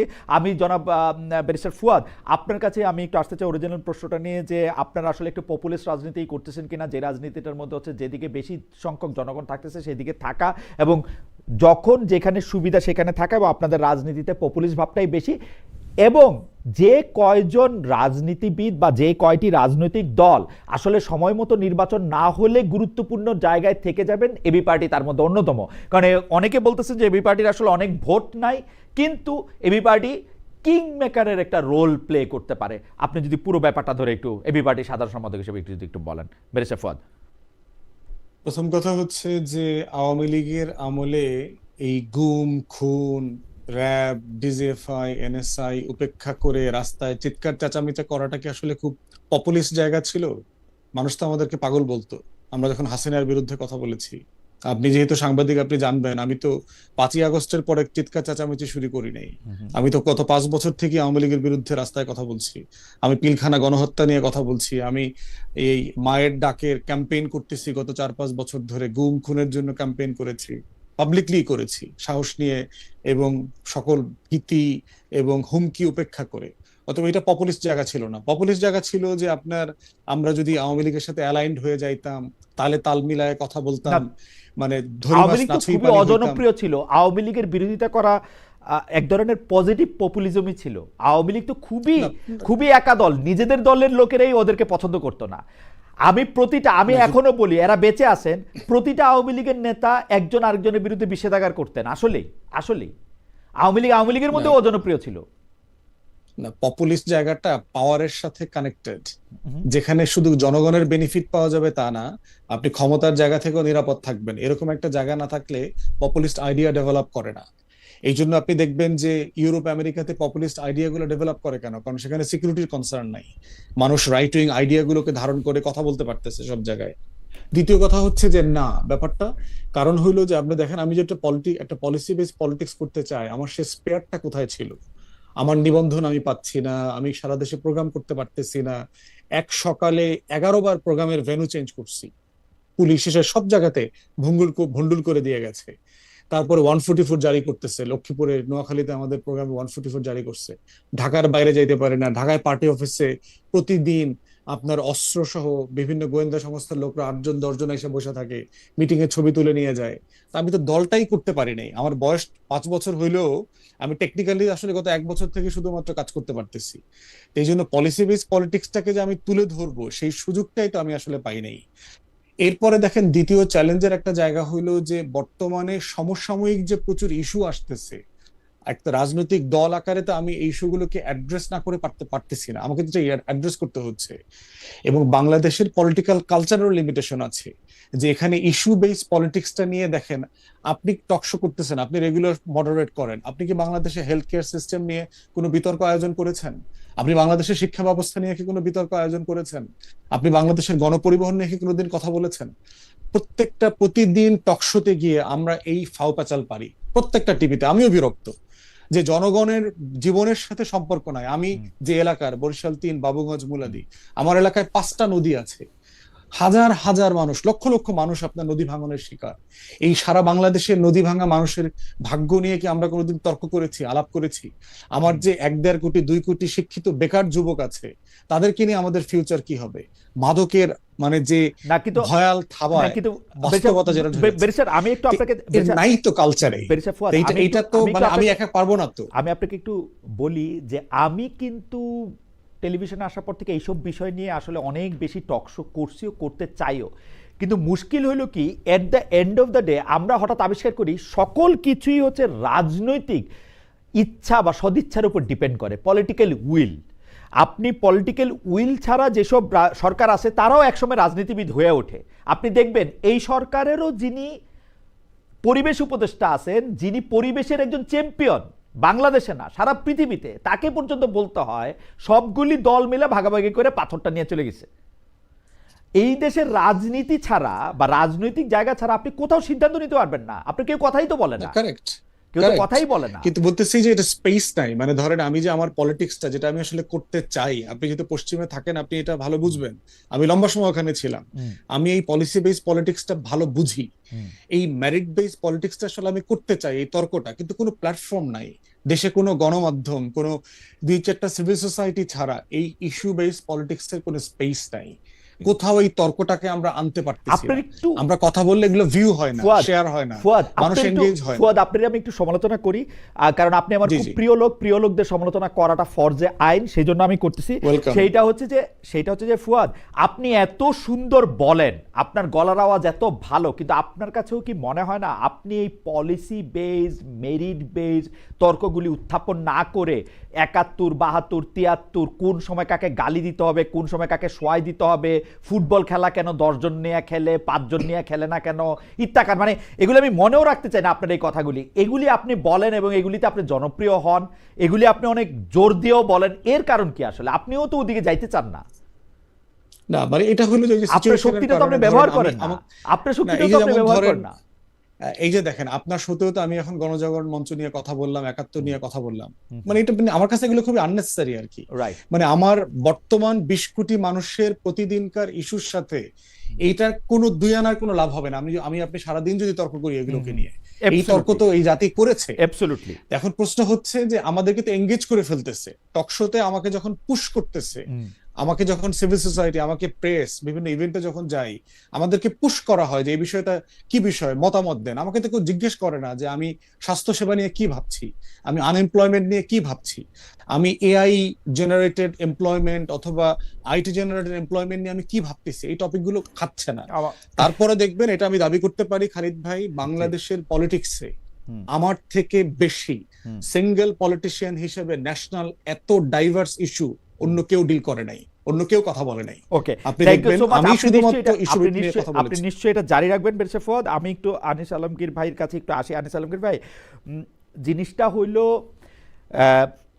সাংবাদিকদের হওয়ার কথা হচ্ছে আয়না, সাংবাদিকরা এই পক্ষ দেখাবে ওই পক্ষ দেখাবে। আনিস ভাই, আমার মনে আছে আপনি আমার আগে সাংবাদিকতা যেহেতু শুরু করছেন, আমি আপনাকে যেহেতু ফলো করি, আমরা কিন্তু বিএনপি, আওয়ামী লীগ, জামায়াত, জাতীয় পার্টি সব পক্ষের লোকজনরেই মুখের উপরে অনেক সমালোচনা করছি, খাতার উপরে অনেক বেশি কিছু লিখছি একটা সময় পর্যন্ত, কিন্তু আমাদেরকে উল্টা আক্রমণের শিকার কখনো হইতে হয় নাই। এই যে আক্রমণের শিকার হইতে হয়েছে, এটার আসলে একটা ব্যাকগ্রাউন্ডও আছে। বেশার ফুয়াদের কিছুটা বলছে, আমিও কিছুটা বলতে চাই যে এইটার জন্য আমরা নিজেরাও অনেকখানি দায়ী। 2টা প্রেস ক্লাব করা, 2টা অমুক করা, 2টা তমুক করা, একদম দলাদলের মধ্যে যাওয়া। একটা দলের মহাসচিব বলতেছে যে সাংবাদিকরা নিজেরা লাভ দিয়া একটা রাজনৈতিক দলের পকেটে ঢুকতেছে। আমাদের ওখানে একটা সাংবাদিক নাই যে তারাই কইতে পারে যে আপনি আপনার কথা ফিরিয়ে নেন, আপনার কথা ঠিক না, আমি কারো পকেটে যাই না। এটা কিরকম অবস্থা তৈরি হইতেছে আনিস ভাই? মানে একটা দলের মহাসচিব, সে যত বড় দলেরই মহাসচিব হোক, সে দলের ওইখানে দাঁড়ায় বলতেছে সব রাজনৈতিক টপ করে অন্য রাজনৈতিক দলের পকেটে ঢুকে গেলে আমাদের আর কিছু বলার নাই। উনাকেই আবার বলতে শুনতাছি সাংবাদিকরা যে কই লইয়া যাইতে চান দেশটারে, এটা আল্লাহ ছাড়া আর কেউ যেতে চায় না। অন্যান্য লোকের কথা আমি বলতে বাদই দিলাম। মানে আমরা বটদের বা যারা আমাদেরকে সোশ্যাল মিডিয়াতে সমালোচনা করে তাদের কথা বলে লাভ কি? পলিটিশিয়ানরাই আমাদের এই চোখে দেখে যেন আমরা কোনো একটা ব্যাংক, আমরা উনাদের পকেটে লাভ দিয়ে এরকম করে ঢুকতেছি এবং আমরা এটা প্রতিবাদও করি না। এইটা আনিস ভাই, এটা আপনি কেমনে ব্যাখ্যা করবেন? মানে এটা কিরকম হইতেছে জিনিসটা? এর জন্য আমি শুধু আমাদের সাংবাদিকদের দায়ী করব না, আমি মনে করি যে এর জন্য রাজনীতিবিদরাই দায়ী। যিনি বলেছেন, উনি নিজে কতটা সৎ এই ক্ষেত্রে, এই নীতির ক্ষেত্রে। আমি যখন ওনার দলকে সমালোচনা করি, আপনি যখন ওনার দলকে সমালোচনা করছেন, তখন আমাদের ব্যাকগ্রাউন্ড চেক করাতে উনি লাগিয়ে দেন কিছু লোককে, যে এই লোক আমাদেরকে সমালোচনা করছে, এই কোন পার্টি করে। হ্যাঁ, আবার আরেক দিক থেকে উনি সৎ সাংবাদিকদের ওয়েলকাম করেছেন এবং নিরপেক্ষ সাংবাদিকদের ওয়েলকাম করেছেন। সেই নজির উনি কি রেখেছেন? উনি তো নজির রেখেছেন তার দল যারা করে, তার দলের গোলামি যারা করে, আমি গোলামি শব্দটাই বলবো, তার দলের গোলাম ঝান্ডা যারা এমনিও তুলে আপনার প্রিয় ধরে। শব্দ আনিস ভাই, গোলাম এমনিও আপনার প্রিয় শব্দ, আপনি অনেকেরই গোলাম বলেন, মানে এইটা এইটা না, গোলাম এইটা লোকদের এটা তো আমার গোলাম একটু আপনার বলতেই ব্যাপারে, হবে। এটা আপনার ব্যাপারে আমার একটু কিঞ্চিত আপত্তি, মানে বড় আচ্ছা, ভাইয়ের তাহলে কাছে ঠিক ছোট আছে, ভাইয়ের এটা কিঞ্চিত ঠিক আছে, আপত্তি। ঠিক আছে, আমাকে কথাটা বলতে দেন। জি বলেন। তো যেটা হচ্ছে, উনি উনি তো ওই লোকদেরকেই পছন্দ করেন যারা উনার দলের তবলা বাজাবেন, এবং ওই লোকদেরকে তো উনি পাশে বসিয়ে অনুষ্ঠান করেন। এবং ইউনিয়ন যেটা বলছেন, সাংবাদিক ইউনিয়ন, সেটাকে দুই ভাগ হয়ে আছে। উনি তো কখনো বলেন না যে সাংবাদিক ভাইরা আপনারা কেন দুই ভাগ হয়ে আছেন, আপনারা কেন দলীয় লেজুর ভিত্তি করেন, আপনারা কেন শেখ হাসিনার দল করবেন, খালেদা জিয়ার দল করবেন, বা আওয়ামী লীগ করবেন, বিএনপি করবেন, জামাত করবেন।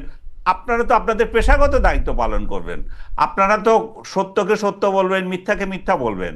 কিন্তু আমরা যেটা দেখছি, উনি দলীয় দলীয় লোকদেরকে, দলকানা লোকদেরকে পাশে বসিয়ে দাওয়াত দিয়ে কথা বলেন, এবং তাদেরকে বিভিন্ন পোস্টে দেন, বিভিন্ন জায়গায় পদায়ন করেন, এবং তাদেরকে 5 আগস্টের পরে বিভিন্ন টেলিভিশনের বড় বড় পোস্টে বসান। তো তাহলে সেটা যদি হয়, ওই সাংবাদিকরা যদি দেখে যে আরে এ তো সাংবাদিকতা করার থেকে দেখি দলীয় দলীয় লেজুর ভিত্তি করা অনেক লাভবান, তো তাহলে সে ওই দলে যাবে না কেন? তার তো সাংবাদিকতার আর ইচ্ছা থাকবে না। এই জায়গা থেকে আমি মনে করি যে সাংবাদিকতা যেমন দলীয়করণ হয়ে গেছে, নির্লজ্জ দালালি যেটা হয়েছে, আপনি যেটা বলতে চাচ্ছিলেন, আমরা কি সেটা দেখি নাই? সেই শেখ হাসিনার আমলে আমরা কি দেখি নাই যে আপনি নিজেও গিয়েছেন, আপনি কোশ্চেন করার জন্য আপনাকে বলা হয়েছে যে আপনি আপনি এটার শিকার হয়েছেন, আপনাকে পরবর্তীতে দাওয়াত দেওয়া হয় নাই।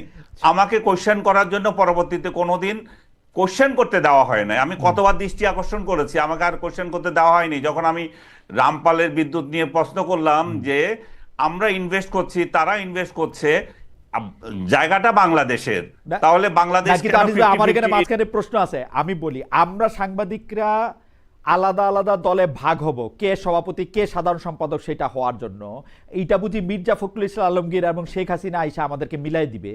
এটা বুঝি খালেদা জিয়ার দায়িত্ব, এটা খালেদা জিয়া এটা করবে? আমাদেরকে না, আমাদেরকে না, একটা না, না, টেলিভিশন না, চ্যানেলের, খালেদ, আনিস ভাই, এখানে আমাদেরকে একটা খালেদ, টেলিভিশন চ্যানেলের লোভ দেখাবে, একটা পত্রিকার মধ্যে একটা ভালো চাকরির লোভ দেখাবে, আমরা হচ্ছে ওই লোকের সারাদিন ধরে ওই লোকের সারিন্দা ধরে গান গাবো। এইটা বুঝি রাজনীতিকদের দায়িত্ব, রাজনীতিকরা আমাদের ঠিক করবে? না, রাজনীতিকরা এটাকে নিরুৎসাহিত করতে হবে। না, তারা এটাকে উৎসাহিত করছে, রাজনীতিবিদরা কেন তারা নিরুৎসাহিত করবে? আনিস মোসাহেবদেরকে ভাই, পালতেছে। শেখ হাসিনা রাজনীতিবিদরা যে কেন সমস্ত নিরুৎসাহিত লোকজন, করবে? যে সমস্ত লোকজন তার তার তার ফেভারে কোশ্চেন করতো, তাদেরকে রেখেছেন। খালেদকে তো দ্বিতীয় দিন কেন ডাকেন নাই তাহলে, উনি না, যদি সেটা চাইতেন? এটা তো পৃথিবীতে কোথাও হয়? ডোনাল্ড ট্রাম্প একটা একটা বিপক্ষের লোকরে ডাকে, এই যে আপনি হোয়াইট হাউসে, এটা পৃথিবীর কোথাও ডাকে বিপক্ষের লোকরে?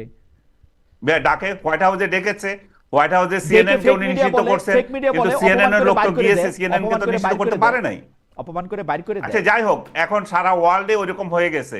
কিন্তু আমি যেটা বলতে চাচ্ছি সেটা হচ্ছে, আমরা রাজনীতিবিদদের কাছে আমাদের অবস্থান সেই পর্যায়ে নিয়ে গিয়েছি, এবং শেখ হাসিনার যে প্রেস কনফারেন্স, সেটা ছিল একটা উৎকৃষ্ট উদাহরণ। কিন্তু দুর্ভাগ্য হচ্ছে যে খালেদ, আরেকটা জিনিস, সেটা হচ্ছে ডক্টর ইউনূস কখনো প্রেস কনফারেন্স করেন নাই। উনি যদি প্রেস কনফারেন্স করতেন, আপনি দেখতেন কি হারে তেল মারা হয় সেখানে। হ্যাঁ, that's also true. Doctor Mohammad Yunus হ্যাঁ, এখন যে বড় বড় কথা বলছে যে শেখ হাসিনা দালালি করছে, কি প্রকার দালালি সেটা দেখতেন। এবং তারেক রহমান যখন ক্ষমতায় যাবেন, কিংবা আমির জামাত যখন ক্ষমতায় যাবেন, তখন আপনি দেখবেন পায়ে কিভাবে তেল মারা হচ্ছে। এবং তো এই এটা লোকগুলোই ঠিকই আছে। যারা বলছে যে এইসব কথা তো বলেন এটা কেন, তারাই তাদেরকে আবার সামনে নিবেন, এবং যারা কঠিন কোশ্চেন করবেন, যারা প্রশ্ন তুলবেন, যারা ক্ষমতাকে কোশ্চেন করেন, তাদেরকে ডাকবেন না, ওদেরকে ডাকবেন, এবং ওদেরকে বড় বড় পোস্টে দেবেন, বড় বড় মিডিয়া দেবেন। ঠিকই আছে। তাহলে তো আমরা একটা ঝুড়িতে করে বিক্রি হওয়ার জন্য বসে আছি, তা আমাদেরকে কেউ কিনবে, কেউ ফেলে দিবে, কেউ বাকিরা অন্যদিকে যাবে। আমাদের তো তাহলে ঠিকই আছে। মির্জা ফখরুল ইসলাম আলমগীরের কথা তো আমরা ঠিক আছে। সবাই নই, কেউ কেউ। মির্জা ফখরুল ইসলাম মানে বেশিরভাগ লোক যদি হয়, তাহলে আর আমরা সবাই আর বাদ থাকলাম কোথায় আনিস ভাই? এখন হয়তো এখন হয়তো যদি হাতে গোনা কইতে হয়, হয়তো আপনাদের 2-3 জনের নামই বলতে হবে যে যারা না আর কি, নাইলে তো সবারই একই অবস্থা অলমোস্ট। তো এইটাতে আর ওরা কি বলবে। যাই হোক, আমি পরবর্তী প্রসঙ্গে যাই, তার আগে একটু দর্শকদের কাছে জানতে চেয়েছিলাম যে বাংলাদেশে কারো নিরাপত্তার কোনো শঙ্কা নাই দাবি করছেন স্বরাষ্ট্র উপদেষ্টা মোহাম্মদ জাহাঙ্গীর আলম চৌধুরী। প্রিয় দর্শক, এই মন্তব্য সঠিক বলে মনে করেন কিনা? শতকরা 52% মনে করছেন এটি সঠিক, শতকরা 48% মনে করছেন এটি সঠিক না। আমি প্রশ্নটি ব্যারিস্টার ফুয়াদকে দিয়ে শুরু করতে চাই এবং আনিস ভাইয়ের একটু মন্তব্য শুনতে চাই। ব্যারিস্টার ফুয়াদের মন্তব্য শেষ হলে ব্যারিস্টার ফুয়াদ, আপনার কাছে কি মনে হয় জনাব তারেক রহমান দেশে ফেরার ক্ষেত্রে আসলেই কোনো নিরাপত্তার ঝুঁকি রয়েছে কিনা, যেটা আসলে তিনি একক সিদ্ধান্তর ব্যাপার নয় বলেও যেটি বলছেন, সেটি দিয়ে আসলে তিনি কাকে বুঝাচ্ছেন? আমরা এখানে যদি একটু একটু একটু একটু কি বলে মাল্টিপল চয়েস কোশ্চেন রাখি, তারেক রহমানের জীবনের শঙ্কা রয়েছে এ সামরিক বাহিনীর মধ্যে থেকে, বি কোনো গুপ্তঘাতকের পক্ষ থেকে, সি ভারতের পক্ষ থেকে, ডি হচ্ছে তার নিজের দলের অন্তর্ঘাতের পক্ষ থেকে। আপনার কাছে কোনটি মনে হয়? অথবা এর কোনোটিও যদি না মনে হয় তাহলে আপনার উত্তরটি কি হবে সেটি যদি আমাদের একটু বলেন। আপনার বলা শেষ হলে একই প্রশ্ন আমি আনিস ভাইকেও একটু শুনতে চাইব। দেখেন, আমরা যখন ম্যাট্রিক পাস করলাম তখন সম্ভবত দ্বিতীয় ব্যাচে আমরা এমসিকিউ করছি আর কি। এর আগে তো এমসিকিউ ছিল না আর কি। তো বহু বছর এমসিকিউ পরীক্ষা দেই নাই, তো আমরা বহু বছর ওই পরীক্ষা দেই নাই, তো এই জন্য ভুলে গেছি যে এমসিকিউ তে কিভাবে আনসার করতে হয়। বাট আপনার প্রশ্নের উত্তর হচ্ছে হ্যাঁ, আসলে ঝুঁকি আছে। ঝুঁকি আছে অনেকগুলো বাস্তবতা। দেখেন, নাম্বার 1 হচ্ছে সুব্রত বাইন টপ টেরর যখন গ্রেফতার হইলো, আপনার মনে থাকার কথা যে ডিবিতে রিমান্ডে যে সে বক্তব্য দিল, সেখানে কিন্তু সে অনেক বিস্তারিত জবানবন্দি দিয়েছে, যেগুলো গণমাধ্যমে এসছে। ব্যক্তিগতভাবে আমি বিভিন্ন সোর্স থেকে জেনেছি যে ভারতে তার ট্রেনিং নিয়ে কথা বলেছে, মাল্টিপল আইডি আছে তার বাংলাদেশে এবং ভারতে, বিভিন্ন নামে তার ডকুমেন্টেশন আছে, অস্ত্রের ট্রেনিং আছে, এবং সেখানে তারেক রহমান থেকে শুরু করে গুরুত্বপূর্ণ এন্টি আওয়ামী লীগ ফিগারকে অ্যাসাসিন করা, দেশের বাইরে চেষ্টা করা, এগুলো নিয়ে কিন্তু সে খোলামেলা কথা বলেছে। তারেক রহমানকে তো 111-এর সময় যথেষ্ট নির্যাতনের মধ্য দিয়ে দেশ ছাড়তে হয়েছে। তিনি যে বেঁচে ফিরবেন অথবা সুস্থ থাকবেন এই সম্ভাবনাটা কেউ দেখে নাই। এরপরে দেখেন যে বেগম জিয়ার উপরে যে নির্যাতনটা হয়েছে, অতএব এই ফ্যামিলিটিটা যে একটা নির্যাতনের টার্গেটের মধ্যে আছে সেটা কোনোভাবে অস্বীকার করবার সুযোগ নাই। এরপরে হচ্ছে দলের লোকদের ভিতরে যে স্যাবোটাজের সম্ভাবনা আছে, এটা বারবার তো আমরা আমরা মানে আস্থাহীনতা, অবিশ্বাসের জায়গা থেকে দেখেছি। বেগম জিয়া স্ট্যান্ডিং কমিটির লোকদেরকে বলছে আপনারা মোবাইল বাইরে রেখে আসেন, তা বারবার কনভারসেশন লিক হচ্ছে। তো সেই জায়গাতে আপনার ঝুঁকি আছে, এটা আমি বোধ করি যে আছে। দ্বিতীয় ব্যাপারটা হচ্ছে ঝুঁকি জিনিসটাকে আপনি আসলে কতটুকু ঝুঁকি মনে করেন, এটা একটা গুরুত্বপূর্ণ ব্যাপার। যেমন ধরেন, আমরা যারা হাসিনার বিরুদ্ধে, ফ্যাসিবাদের বিরুদ্ধে কথা বলেছি, আমরা প্রত্যেকদিন গুমের, আমাকে ডিজিএফআই থেকে বলছে না যে ভাই আপনি কিন্তু অনেক বাড়াবাড়ি করতেছেন, আপনি কিন্তু গুমের থ্রেশহোল্ড পার হয়ে গেছেন। তো তারপরে আমরা বলছি তো, আমরা বন্ধ করি নাই তো কথা বলা, আমরা দেশ ছেড়ে চলে যাই নাই তো। আমি চাইলে তো অনেক দেশে চলে যাইতে পারতাম, আমি তো কোথাও পালায় চলে যাইনি। তো ভয় জিনিসটাকে আসলে আপনি কতটুকু ভয় আকারে নেবেন সেটা মাথায় রাখার ব্যাপার আছে। থার্ড একটা বিষয় হলো যে বিএনপির লিডারশিপের জায়গা থেকে তার কাঠামোগত স্ট্রেংথ যেমন আছে, পারিবারিক নেতৃত্বের, এটা কিন্তু উইকনেসও আছে। বিকল্প নেতৃত্ব না থাকার যে উইকনেস, তো সেখানে তারেক রহমান তো এখানে সেন্ট্রাল ফিগার। তো তার বেঁচে থাকা না থাকা, সুস্থ থাকা না থাকা, দেশে ফেরত আসতে পারা না পারার সাথে বিএনপির কিন্তু রাজনৈতিক অস্তিত্বের সাথে একটা কানেকশন আছে। তো সেই জায়গাতে দল আকারে তাকে একটা কালেকটিভ সিদ্ধান্ত নেবার জায়গাতে সেটা রেফার করেছেন, এবং সেইটা তাকেই ফাইনালি ঠিক করতে হবে যে আসলে এই সিদ্ধান্তটা তার পলিটিক্যাল ক্যারিয়ার, তার দলের ক্যারিয়ারের জন্য কতটুকু যৌক্তিক এবং ন্যায্য। বেরশা ফুয়াদ, আপনাকে ধন্যবাদ। আমি আনিস ভাই আপনার কাছে একই প্রশ্ন করতে চাই, আপনি যদি চান তাহলে আমি মাল্টিপল চয়েসটা আমি মনে করে দিতে চাই। আর্মি থেকে ওনার ঝুঁকি, ভারত থেকে ঝুঁকি, নিজ দলের মধ্যে ঝুঁকি, নাকি কোনো গুপ্ত ঘাতকের মাধ্যমে তার ঝুঁকি, সেটা যদি আপনি একটু বলেন, তার ঝুঁকি আছে কিনা এবং ঝুঁকি না থাকাটা, ঝুঁকিটাকে অ্যাসেস করে না ফেরাটা ঠিক আছে কিনা, জনাব তারেক রহমানের কথা বলছি। আনিস ভাই, ঝুঁকি একজন বড় নেতার পক্ষে থাকতেই পারে। যারা ক্ষমতায় যাওয়ার কাছাকাছি নেতৃত্ব প্রক্রিয়ায় যারা জড়িত থাকেন, তারা সব সময় এই ঝুঁকি মোকাবেলা করেই চলতে হয়। আপনি যদি খেয়াল করেন যে বেনজির ভুট্টোর কথা, উনি তো র্যালিতেই মারা গেলেন, রাজনৈতিক র্যালি যখন হচ্ছিল। এখন এরপরে কথা, ইমরান খানের প্রসঙ্গ আসলো, সে একই বিষয়টা। বাংলাদেশে শেখ হাসিনার উপর বারবার আক্রান্ত হয়েছেন। শেখ হাসিনা অনেক অনেক মানে বাংলাদেশের সবচেয়ে বড় উদাহরণ তো শেখ হাসিনা, তাকে বারবার মৃত্যুর হুমকি মোকাবেলা করতে হয়েছে। বাংলাদেশের দুইজন রাষ্ট্রপ্রধান মারা গিয়েছেন, সেটা এই ধরনের ইয়েতে মারা যান নাই, তারা অন্য ধরনের ঝুঁকিতে ছিলেন, এটা ইন্টারনাল বা সরকারের মধ্য থেকে। এখন তারেক রহমান যদি, আমি যেটুকু দেখেছি ফেব্রুয়ারিতে উনি যে লন্ডন সফর করলেন, তার আগ পর্যন্ত গোয়েন্দা রিপোর্টে ছিল যে ওনার দেশে আসা হুমকি আছে। তারপরে ফেব্রুয়ারির পরে আমি একটা যতদূর সেকেন্ড, জানি যে একটা সেটা উঠে গেছে। একটা সেকেন্ড, মানে গোয়েন্দা রিপোর্টটা কি পাবলিক করা হয়েছে নাকি আপনি আপনার সোর্স থেকে না, আমি জেনেছেন? পার্সোনালি জেনেছি, আপনি পার্সোনালি জানেন? আচ্ছা, আমার সোর্স থেকে জেনেছি। ওকে ওকে, তো প্লিজ। সেটাতে আহ, পরবর্তী পর্যায়ে আমি জানি যে এটা উঠে গেছে। এখন তারেক রহমান কেন আসছেন না, সেই ব্যাখ্যাটা উনি সবচেয়ে ভালো করে দিতে পারেন। আমি মনে করি সেটা যদি অভ্যন্তরীণ হয়ে থাকে, সেটা যদি বিদেশি হয়ে থাকে, সমস্ত আহ, আহ, ঝুঁকি কাটানোর জন্য উনি সরকারকে প্রেসার দিতে পারেন। ইভেন আমি এসএসএফ ডিপ্লয় করা হয়েছে বেগম খালেদা জিয়ার জন্য। আমি মনে করি যে তারেক রহমান যেহেতু সম্ভাব্য প্রধানমন্ত্রী, বা যে এই ধরনের যে আরো যারা আছেন, তাদের জননিরাপত্তায় যদি ঘাটতি থাকে, তাদেরকেও এসএসএফ দিতে পারে এবং তারেক রহমানকেও সেটা দিতে পারে। এবং উনি এই অজুহাতে দেশে আসবেন না, সেটা আমি মনে করি না যে কাম্য হতে পারে না। কারণ রাজনৈতিক দলের নেতৃত্ব যখন নেবেন, দেশের যখন নেতৃত্ব দেবেন, নিঃসন্দেহে উনি দেশে এসে সেটা মোকাবেলা করবেন। তবে কখন আসবেন সেটা নিঃসন্দেহে তার উপরে, সেটা আমি বা আপনি বা কোনো অন্য রাজনৈতিক দলের নেতারা ডিকটেট করতে পারে না, সেটা উনি উনার মতো করে আসবেন। একজন একজন জাস্ট একবার বলতে চাই যে কোনো কোনো বিশ্লেষক যে বলেন যে তারেক রহমান কিছুতেই দেশে আসবেন না, কারণ তাকে -1 করে তাকে বিদেশেই রাখা হয়েছে। আপনি কি এই বক্তব্যের সাথে একমত? কোনোভাবে কি তারেক সাহেবকে না, মাইনাস আমি করা হয়েছে? আমি আমি মাইনাস যদি করা হয়ে থাকে, সেটা বৃহত্তর আঙ্গিকে যেটা ছিল, আহ, যে দুই ফ্যামিলিকে মাইনাস করা, হুম। সেই ক্ষেত্রে আমি মনে করি না যে তারেক রহমানের বর্তমান সময়ে সে ধরনের কোনো পরিস্থিতি বিরাজ হুম। করছে। কারণ এই সময় এটি দেশের হাল ধরার জন্য একটা আমাদের একজন নেতার দরকার। তারেক রহমানকে আমি 5 আগস্টের আগ পর্যন্ত সেটার জন্য কম্পিটেন্ট মনে করিনি, কিন্তু ওকে। 5 আগস্টের পরে ওনার বক্তৃতাগুলো যেভাবে আমি দেখেছি, যেভাবে ওনাকে আমি নেটে ফলো করেছি, তাতে আমার মনে হয়েছে যে রাষ্ট্র পরিচালনার মতো তার দক্ষতা অর্জিত হয়েছে। ঠিক এই মুহূর্তে আমি মনে করি যে তার ওই যোগ্যতা হয়েছে, এবং সেই পরিস্থিতিতে আমি মনে করি যে তার দেশে ফিরে আসা উচিত, এবং কে কি বললো সেগুলো কেয়ার করা উচিত না। এই প্রসঙ্গটা আমাদের শেষ প্রসঙ্গ, কিন্তু আমরা আনিস ভাই থেকে শুরু করব এই প্রশ্নটা। একই প্রশ্নের উত্তর আমি ব্যারিস্টার ফুয়াদের কাছ থেকে একটু জানতে চাইব যে সাবেক প্রধানমন্ত্রী ও বিএনপি চেয়ারপারসন খালেদা জিয়ার শারীরিক অবস্থার খবরে গভীর উদ্বেগ প্রকাশ করেছেন ভারতীয় প্রধানমন্ত্রী নরেন্দ্র মোদী। তিনি প্রয়োজনে চিকিৎসা সহায়তা দেওয়ার প্রস্তাব দিয়েছেন। এর আগে আমরা দেখেছি যে মানে এই কিছুদিনের মধ্যে দেখেছি যে বাংলাদেশের জাতীয় নিরাপত্তা উপদেষ্টা খলিলুর রহমান দিল্লিতে ভারতের জাতীয় নিরাপত্তা উপদেষ্টা অজিত দোভালের সাথে বৈঠক করেছেন। বৈঠক কি নিয়ে করেছেন আমরা অবশ্য জানি না, আমরা শুধু জানি যে অনেক গুরুত্বপূর্ণ বিষয় নিয়ে বৈঠক করেছেন।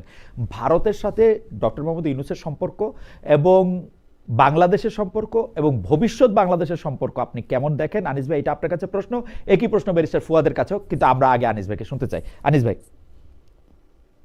আমি এটা মনে করি যে খুব সৌহার্দ্যপূর্ণ বিষয়, যখন একটা প্রতিবেশী রাষ্ট্রের একজন সাবেক প্রধান এবং সম্ভাব্য দল যেটি ক্ষমতায় যাবে, যার সাথে তাদের ডিল করতে হবে অদূর ভবিষ্যতে হয়তো, তো সেই দলের একজন নেত্রী যখন দুঃসময়, তখন এই এই আহ্বান জানানোটা সাধারণ সৌজন্যতার মধ্যে পড়ে।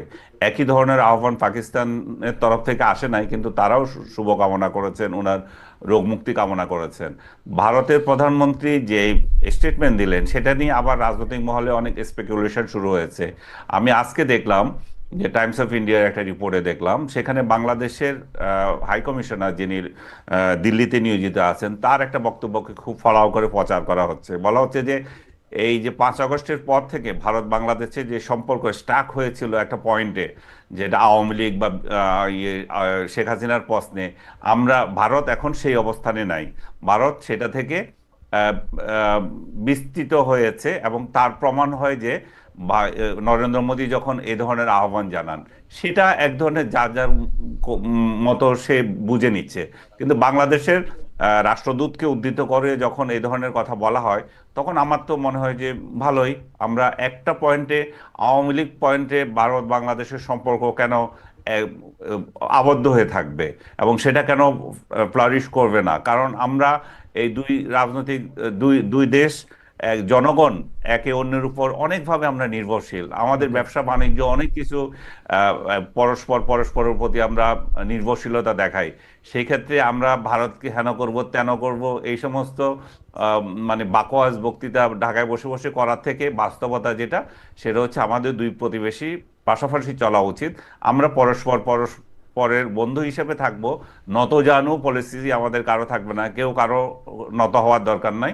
এবং আগামীতে যারা সরকারে আসবে তাদের প্রতিও ভারত যাতে উদার দৃষ্টিতে রাখে সেটাই আমিও কামনা করব, এবং আমার মনে হয় যে সেই কামনা সমগ্র বাংলাদেশিদেরই থাকা উচিত। আনিস ভাই, আপনাকে ধন্যবাদ। বেরিসা ফুয়াদ, আপনার কাছে একটু এই প্রসঙ্গেই একটু জানতে চাইবো। জাস্ট আপনাকে মনে করে দিতে চাই যে ভারত সরকার খুব সারপ্রাইজিংলি তালেবান সরকারের সাথে ভারত সরকারের খুব বড় বন্ধুত্ব দেখতে পাওয়া যাচ্ছে। এমনকি তালেবান সরকারের পররাষ্ট্রমন্ত্রী রাষ্ট্রীয় সফরে দিল্লি সফর করেছেন, যেখানে অনেক ইসলামিক দেশও আসলে এই ধরনের কূটনীতিক সম্পর্কের মধ্যে নাই। আমরা একটু ভারত বাংলাদেশের সম্পর্কের বর্তমান, ভবিষ্যৎ এবং এই বৈঠকগুলি সম্পর্কে আপনার কাছে একটু শুনতে চাই। দেখেন, বাংলাদেশ ভারতের সাথে আমাদের কখনো কোনো রাষ্ট্রীয় সম্পর্ক ছিল না, ফাংশনাল কার্যকর সম্পর্ক যদি বলেন। বাংলাদেশে ঐতিহাসিকভাবেই হচ্ছে ভারত একটা দলের সাথে সম্পর্কটা মেনটেন করেছে, এবং সেটাও মানে ভারতের জায়গা থেকেও এটা রাষ্ট্রীয় সম্পর্ক থেকে এটা কংগ্রেসের সাথে সম্পর্ক ছিল। তো সেই জায়গাতে এটা একটা আমাদের দল জন্য মানে কি খুবই আওয়ামী লীগ? দুঃখজনক। একটা দল মানে কি আওয়ামী আওয়ামী লীগ, লীগ? আওয়ামী লীগ। দ্য বেরিসা ফুয়াদ, হ্যাঁ, এইটা কি আওয়ামী লীগ। এইটা কি আসলে ঐতিহাসিকভাবে ঠিক? কারণ আমরা দেখেছি ঠিক তো। বিএনপি সরকার কিন্তু ভারতে বিবিআনার গ্যাস পুরোটা দিয়ে দিতে চাইছিল, সবকিছু না, ওইগুলো ঠিকঠাক মানে ছিল। কার্যকর, মানে আপনি যদি আমার আমার 53 বছরের জায়গা থেকে মানে রাফলি ধরেন আর কি, আমি রাফলি মোটা ধরলে দাগে আমি দেখি না দেখি যে যে রাষ্ট্রীয় রাফলি ধরলে আমি দেখি যে রাষ্ট্রীয় সম্পর্ক ছিল না। আওয়ামী লীগ যে 5 বছর ক্ষমতা ছিল 71 থেকে 75, তারপরে তো ভারতের সাথে যেগুলি চুক্তি হয়েছিল সেগুলি বাতিল হওয়ার কথা, আমরা বাতিল হইতে দেখি নাই কিন্তু। অকার্যকর হয়। একটা বিষয় হলো যে স্টেট বিটুইন দ্য স্টেটস যখন চুক্তি হয়, এই চুক্তিগুলো হয়ে যাওয়ার পরে বাতিল করাটা অনেক ডিফিকাল্ট হয়ে মেয়াদ যায়। পার হওয়ার পরও যেটা বাতিল হয় হয়, নাই, হ্যাঁ, আপনি যেটা করতে পারেন পুনর্বার হয়েছে, সর্বোচ্চ, নতুন করে হয়েছে।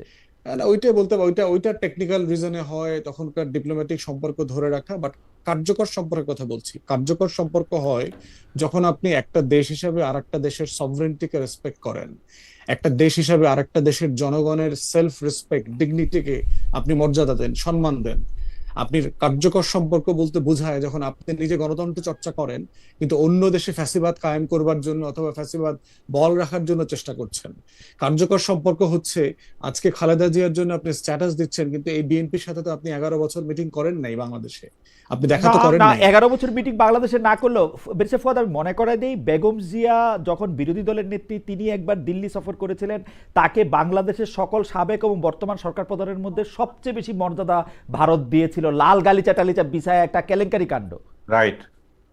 না, সেটা সত্য, কিন্তু প্রশ্ন হচ্ছে যে এই মানে সিরিমোনিয়াল রিলেশনশিপের থেকে আমি তো ফ্যাক্টস দেখতে চাই, আমার না, স্বার্থ আপনি রক্ষার কোনটা সিরিমোনিয়াল সম্পর্কগুলো রিলেশনশিপ দেখতে চাই। ধরেন? আমি মনে করাই দেই, জিয়াউর রহমান যখন ক্ষমতায় আসলেন, ইন্দিরা গান্ধী জিয়াউর রহমানকে ফেলিসিটেট করার সময় যেসব কথাগুলি বলেছেন সেগুলো তো সব রেকর্ডেড।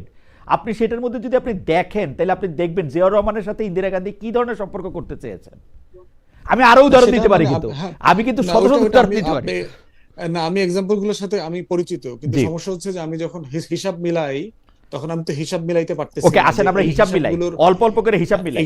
ধরেন ইউনূস সরকার এগুলোর আইসা কি সাথে কোনো হাসিনা কার্যকর সরকারের সম্পর্ক। একটা চুক্তিও সামনে আনছে বা বাতিল করছে? না, একটি? ওইটা তো বললাম, কিছু বাতিল করছে, ওই যে আপনার ট্রান্সশিপমেন্ট চুক্তি বাতিল হয়েছে, না না, বন্দরের ওটা কিছু চুক্তি ইন্ডিয়া বাতিল বাতিল হয়েছে। করছে। ইন্ডিয়া বাতিল করছে, তার একটা মানে আমি এটা কি বলবো, এটা বাতিলও না, এটা তো ঠেলায় পইরা।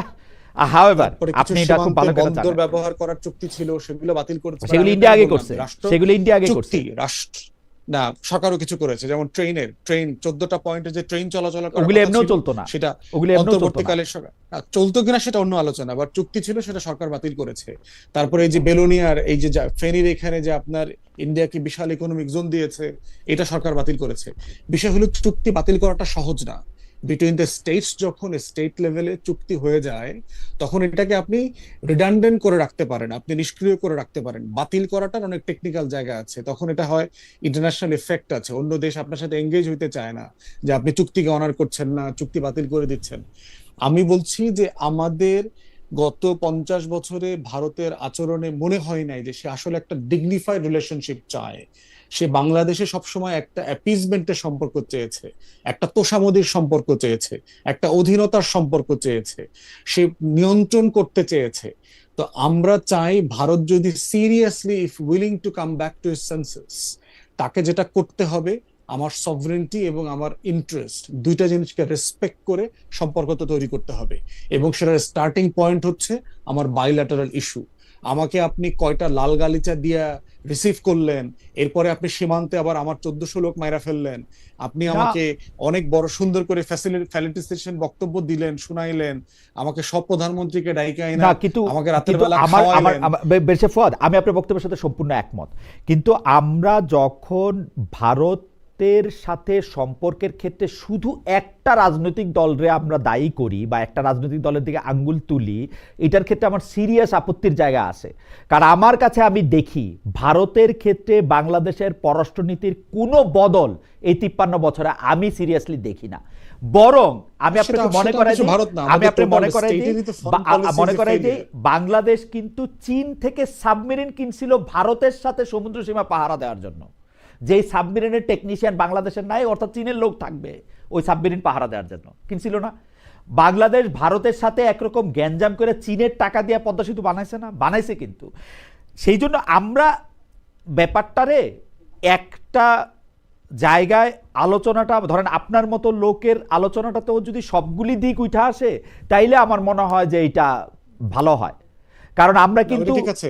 কিন্তু আমি বিএনপি বা ওদিকে জামায়াতের রেসপন্স সম্পর্ক করতেছি। ভারতের সাথে খারাপ দেখি না। জামায়াত, না, এটা শেষ ওইটা কথা তো বলি, বলতেছি যে আমরা একটা সলিড ফাউন্ডেশনের উপর সম্পর্কটা দেখতে চাই। আপনি যে দুটো রাইট। এক্সাম্পল দিয়েছেন, এক্সাম্পল দুটো প্রবলেম্যাটিক। একটা দেখেন যে দুইটা সাবমেরিন চায়না থেকে কিনছে, এটা কিন্তু আপনার গ্রাউন্ডেড সাবমেরিন। আপনি যদি রিপোর্ট পড়েন এবং ভারতকে ইনফর্ম করা হয়েছে যে এই সাবমেরিন ভারতের জন্য কোনো নিরাপত্তা হুমকি না। দ্বিতীয়ত হচ্ছে পদ্মা সেতু। পদ্মা সেতু করবার জন্য টাকা তো ইন্ডিয়াকে অ্যাপ্রোচ করা হয়েছিল, যখন ওয়ার্ল্ড ব্যাংক মাইনাস করা হয়েছে। ইন্ডিয়া এই টাকা দেবে কোত্থেকে? একটা গরিব মানুষ, একটা গরিব রাষ্ট্র, নিজের দেশের 80% লোক না, দরিদ্র সীমার নিচে বাস করে। আমি এটা নিয়ে তর্ক তো করতে সেই চাই না। রাষ্ট্র মানে কি পৃথিবীতে যে কোনো দুইটা দেশ যদি যুদ্ধ না করে, সাবমেরিন কিনলে পাশের দেশকে ইনফর্ম করতেই হবে যে তোমার জলসীমা পাহারা দেওয়ার জন্য আমি সাবমেরিন কিনতেছি। সেটা গ্রাউন্ডেড শুধু ছিল, তাই না, 2 বছর ডিকমিশন ছিল, আবার কমিশন হয়েছে, কিন্তু এটা কমিশনও ছিল। কিন্তু আবার এটাকে আবার কম্পেনসেট করছে না হাসিনা। $500 মিলিয়ন অস্ত্র, পচা অস্ত্র কিনছে না ইন্ডিয়া থেকে।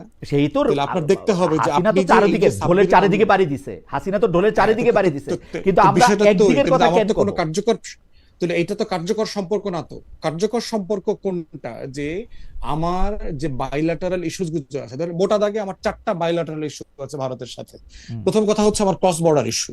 হুম, আমার সীমান্তে শত শত মানুষ মারা গেছে গত 54 বছরে, এর একটারও বিচার হয়নি, ইনক্লুডিং ফেলানি হত্যা। দ্বিতীয়ত হচ্ছে আমার ট্রান্সবাউন্ডারি রিভার্স আছে, আমার 54টা অভিন্ন নদী, এবং এই ট্রান্সবাউন্ডারি নদীতে বাদ দিয়ে আমার টোটাল বাংলাদেশের কয়েক শত 350-র মতো ছোট বড় নদী মরে গেছে গত 50 বছরে ফারাক্কাবাদ চালু হওয়ার পরে। ভারত এটা অ্যাড্রেস করে নাই সিরিয়াসলি। হুম। আমাদের তরফ থেকেও সিরিয়াস ডিপ্লোমেসির ঘাটতি আছে। আমার রাষ্ট্র গভর্নমেন্ট কখনো এটা সিরিয়াস নেগোসিয়েশনে যেতে পারে নাই। থার্ড হচ্ছে দেখেন আমার আমার ট্রেড ডেফিসিট। আমি ভারত থেকে ধরেন প্রায় 14-15 বিলিয়ন ডলারের জিনিস কিনি, রেগুলার টাইমের কথা বলছি। ভারতে আমি এক্সপোর্ট করি 2-2.5 বিলিয়ন ডলারের, এবং এটার জন্য ভারত দায়ী, কারণ ভারত তার মার্কেটে আমাকে অ্যাক্সেস দেয় না। আপনার customise, legal, illegal, regular, irregular বিভিন্ন বাধা সে তৈরি করে রাখে সেখানে। ফোর্থ হচ্ছে আমার দেশের ডোমেস্টিক পলিটিক্সে ইন্টারফেয়ারেন্স করা। এই ওকে, 4টা মোটা দাগের ইস্যুকে যদি আমরা সম্মানজনক ভাবে অ্যাড্রেস না করি, তাহলে সেই সম্পর্কটা কার্যকর সম্পর্ক না। আমি একটা ইফেক্টিভ, একটা ফাংশনাল রিলেশনশিপ আমার বলতে মনে হয় যে ওটাই বোঝাচ্ছি। আমার মনে হয় যে এবং সেই জায়গাতে বেরসে আমরা ফুয়াদ, চাই যে আপনার point, it's a more of an Indian responsibility to look into the matters than Bangladesh side, কারণ এটা তারা ফেল করেছে বারবার। এবং আমরা চাই এই সম্পর্কটা রেগুলার হোক, কারণ ওকে। প্রতিবেশী হিসাবে এই সম্পর্কটা ভালো করা ছাড়া আমাদের দুই পক্ষের সিম্পলি আর কোনো অপশন হাতে আমার নাই। কাছে মনে হয় যে আপনি যত চমৎকারভাবে এই পয়েন্টগুলি বললেন, এটা আসলে আজকের আলোচনাকে খুব সুন্দরভাবে সাম আপ করছে। কিন্তু আপনার কাছে কি মনে হয় যে এইগুলির পাশাপাশি ধর্মের কার্ডটা খেলাও দরকার আছে, যে ওরা মুসলমানদের নির্যাতন করে, আমরা হিন্দুদের, সেটা ঠিক আছে এরকম না, কিছু যে ওইটা আমার খেলে? মনে হয় যে ওই যে আপনি পপুলিজমের কথা বলেছেন না, ও, ইটস পিওর ভোটিং ব্যাপার, বাট হুম, লার্জলি মোটা দাগে আমাদের মাইনরিটিদের আসলে অনেক ভালো আছে। ক্রস পার্টি আমাদের কনসেনসাস আছে, এবং এই ইস্যুস গুলোকে এখানে যত সুন্দর করে অ্যাড্রেস করবার না, জন্য কিন্তু সিভিল কিন্তু সোসাইটি কিন্তু বেশে প্রিপেয়ার, ফদ আমি শুধু গণমাধ্যম বেশে প্রিপেয়ার। ফদ আপনারে পাইলাম বলে আমি শুধু এই জিনিসটা একটু জিজ্ঞেস করে রাখি, এটা নিয়ে আমি একটু আনিস ভাইরাও একটু শুনবো, এইটা শেষ প্রসঙ্গ। যেমন ধরেন ভারতের একজন নুপুর শর্মা মুসলমানদের নিয়ে কথা বলার জন্য কিন্তু আদালত থেকে শুরু করে সব জায়গায় কিন্তু উনাকে বেশিংয়ের শিকার হইতে মানে উনাকে শাস্তি পেতে হয়েছে, আমি যদি এইভাবে বলি। কিন্তু আমাদের দেশের মাইনরিটিরে গালি দিলে, মাইনরিটিরে আক্রমণ করলে আসলে কি কোথাও শাস্তি পেতে হয়? আমি কিন্তু প্রতিদিন মাইনরিটির আক্রমণ করা ওয়াজ শুনি, বিশ্বাস করেন, একটু আমি বাড়ায় বলতেছি না। প্রতিদিন মাইনরিটির আক্রমণ না করলে আমার ধর্ম দাঁড়ায় না, কারণ এটা তো ভুয়া ধর্ম, আমার ধর্মটা ঠিক ধর্ম, সুতরাং আমি ওর আক্রমণ করব। এইটা কেমন? না, এখন এইটা আমার একটু মনে হয় যে মানে একটা দেখেন, যদি প্রাতিষ্ঠানিক ভাবে ধরেন, ইনস্টিটিউশনালি আমাদের সিভিল সোসাইটি, আমাদের বুদ্ধিজীবীরা, আমাদের ক্রস পার্টি লিডারশিপ, আপনি দেখবেন যে কখনো টার্গেট করে আমাদের মাইনরিটিকে অ্যাটাক করা, এই কালচারটা কিন্তু এখানে এখনো ডেভেলপ করে নাই। যেটা করেছে সেটা হচ্ছে আওয়ামী লীগের মানে হিন্দু অ্যাপিজমেন্টের যে পলিটিক্স, যেটা বিজেপির হিন্দুত্ববাদী রাজনীতির মতো করে, এইটা এই পলিটিক্সটা নষ্ট করে দিয়েছে। আপনি দেখবেন যে প্রোগ্রেসিভ হিন্দু নেতারা কিন্তু এটা বলে। এই যে মন্দির ভিত্তিক কমিটি, এটা কিন্তু একসময় ছিল না, এটা যুবলীগের নেতৃত্বে কাজটা করানো হয়েছে।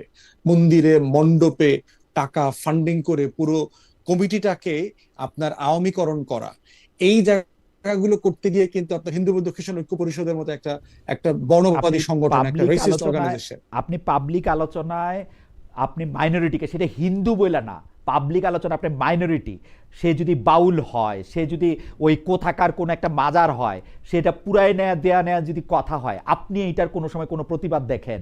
আপনি দেখবেন, না না, এটা আপনি আপনার লাগলে আপনি হয়তো না, ধর্মীয় প্রতিবাদ অনুভূতি হয় কি, বলেই তো এটা ধর্মীয় কন্টিনিউ অনুভূতি করে কি না শুধু খালিদ ভাই। মুসলমান, সুন্নি মুসলমান, হানাফি মুসলমানেরই থাকবে, আর কারো থাকবে না? নিঃসন্দেহে সবার ধর্মীয় অনুভূতি তো ইকুয়ালি আমার ইম্পর্টেন্ট। ধর্মীয় বিষয় হচ্ছে আমার ধর্মীয় বিষয় অনুভূতিটা হচ্ছে যে আপনি আঘাত দেখবেন নেওয়ার এটা জন্য কিন্তু আপনি বেশি দূর শাস্তি যায় পান, না। অন্য ধর্মের অনুভূতির আঘাত করার জন্য আপনি কি কোনোবার ভাবে কেউ? আমি সেই জায়গাটাতে বলতে চাইছিলাম আর কি। না, কিন্তু আপনি দেখেন আবার উল্টাটাও দেখেন, আপনি দেখেন এই যে 5ই আগস্টের ঘটনার পরে এই দেশে ইসলামী দল, তাবলিগ জামাত, হেফাজত, মাদ্রাসার ছেলেমেয়েরা সবাই মিলে কি রাত জেগে মন্দির পাহারা দেয় নাই? এটাও তো এই এই এই এই আমাদের একই সমাজের মধ্যে আছে। গির্জা পাহারা দেয় নাই। এরপরে দেখেন ধর্মীয় কার্ডের যে বিভক্তির রাজনীতিটা আওয়ামী লীগ করেছে, এটা দুঃখজনক ভাবে হলো সত্য, যে এই ডিভিশন গুলো ক্রিয়েট করে সে ফ্যাসিবাদকে দীর্ঘসূত্র করেছে।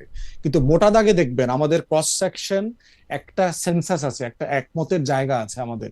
আমরা কেউ এই কাজগুলোকে কন্টিনিউয়াসলি সাপোর্ট করি আমার না, মনে হয় যে ব্যারিস্টার যেটা ফুয়াদ, ইন্ডিয়ান সোসাইটিতে আপনি পাবেন না। তারা পারসিস্টেন্টলি সিভিল সোসাইটি দেখবেন যে মাইনরিটি ব্যাশিং কে প্রমোট করে, খুবই হাইলি এডুকেটেড মিডল ক্লাস এই কাজটা করে। আমার মনে হয় ব্যারিস্টার ফুয়াদ, এটা আপনি আরেকবার একটু চেক করেন, ইন্ডিয়ার সিভিল সোসাইটি মাইনরিটি বেশিংকে পুশ করে কিনা, আমাদের এখানে এটা কেমন। আমার মনে হয় যে আপনি নিশ্চয়ই আরেকবার দেখবেন। আমি একটু আনিস ভাইকে 1 মিনিট একটু শুনি এই প্রসঙ্গে। আনিস ভাই, যেটাকে আমি বলতেছি হচ্ছে সংখ্যাগুরুর ইয়াই তো চলে কিনা এই দেশে, রুল। সংখ্যালঘুদের উপর নির্যাতন বা তাদেরকে ভিন্ন চোখে দেখা, সেটা ভারত, বাংলাদেশ সব জায়গায় একই কায়দায় চলছে। বরং আমি মাঝে মাঝে দেখি যে ভারত রাষ্ট্রীয়ভাবে সংখ্যালঘু নির্যাতনে জড়িত আছে, যেটা বাংলাদেশে রাষ্ট্রীয়ভাবে নাই। এবং আপনি নূপুর শর্মার যে উদাহরণ দিলেন, সেটাও ভারত তাকে রক্ষা করেছে, কিন্তু নূপুর শর্মাকে এই চ্যালেঞ্জটা এসেছিল কাতার থেকে। তারপর মিডল ইস্টের আরো কয়েকটা দেশে যখন ভারতের পণ্য বর্জন করছিল, তখন তাদের একটু হুঁশ হয়েছিল। কিন্তু তাদের যে দৃষ্টিভঙ্গি মুসলমানদের প্রতি, সেটা কিন্তু পরিবর্তন হয়নি। এবং এই রাজনীতিটা ওরা খুব ভালোভাবে চালাচ্ছে, এখনো চালাচ্ছে, সামনে নির্বাচনও চালাবে। তো এই দুইটা রাজনৈতিক দল, দুইটা দেশের মধ্যে যে এই যে রাজনীতির যে খেলাটা, সেটা আমার মনে হয় পশ্চিমবঙ্গ দিয়ে বাংলাদেশকে আরো বেশি করে টার্গেট করা হয়। পশ্চিমবঙ্গের সামনে আবার ইলেকশন আসছে, সেই জায়গায় সেটাকে আরো ফুলিয়ে ফাঁপিয়ে কিভাবে কি করা যায়, বাংলাদেশে হিন্দু নির্যাতন হচ্ছে এটা দেখানোর জন্য একটা ইয়ে আছে। আর বাংলাদেশেও কিছু কিছু লোক এমনভাবে কিছু কর্মকাণ্ড করে, সংখ্যালঘুদেরকে মনে হয় যেন অন্য দেশের নাগরিক, তাদেরকে এমনভাবে কথা বলে, এমনভাবে কটাক্ষ করে। তবে আমি একটা জিনিস আমার অবজারভেশন থেকে দেখেছি, শেখ হাসিনার আমলেও কিন্তু সংখ্যালঘুরা এক ধরনের প্রিভিলেজ পেয়েছেন। এবং এই প্রিভিলেজ পাওয়াটা আবার উনি এই প্রিভিলেজ দিয়েছেন এই জন্য যে ওদেরকে খুশি করার জন্য, ওনার দেখানোর জন্য ওনার যে ভোট আমার ব্যাংক এখানে হিসেবে কত ব্যবহার ভালো করছেন, হচ্ছে। উনি ওনার হ্যাঁ, ভোট ব্যাংক হিসেবে ব্যবহার করছেন, ভোট ব্যাংক। হ্যাঁ, ভোট ব্যাংক হিসাবে সেফ ব্যবহার করছেন, সেফ কিন্তু সেটা সংখ্যালঘুরা হিতে ওনার কাছে বিপরীত সংখ্যা ছিল, হয়েছে। সেটা সংখ্যা ছিল হ্যাঁ, ওনার এটা কাছে। হিতে বিপরীত হয়েছে। জি আমি একটা শেষ করে দিচ্ছি। জি হিতে বিপরীত হয়েছে কারণ উনি সংখ্যালঘুদের প্রতি যতটা প্রীতি যত বেশি দেখিয়েছেন, সংখ্যাগরিষ্ঠরা তখন আরো বেশি ক্ষিপ্ত হয়েছে। যখন দুইটা চাকরি কাকে দেবেন, একজন হিন্দুকে না একজন মুসলমানকে, তখন উনার সরকার হিন্দুটাকে বেছে নিয়েছিল। এরকম হুম অনেক দৃষ্টান্ত আছে। হুম সে একই কায়দাটা এখন ব্যবহার করছে পশ্চিমবঙ্গে মমতা। হুম সেখানেও সে মুসলমানদেরকে, সংখ্যালঘুদেরকে ভোট পাওয়ার জন্য সে একই কায়দা ব্যবহার করছে, এবং সেই কায়দাতে দেখা যাচ্ছে যে সংখ্যালঘুর প্রতি বিদ্বেষ হুম। সেখানে আরো বেড়ে গিয়েছে।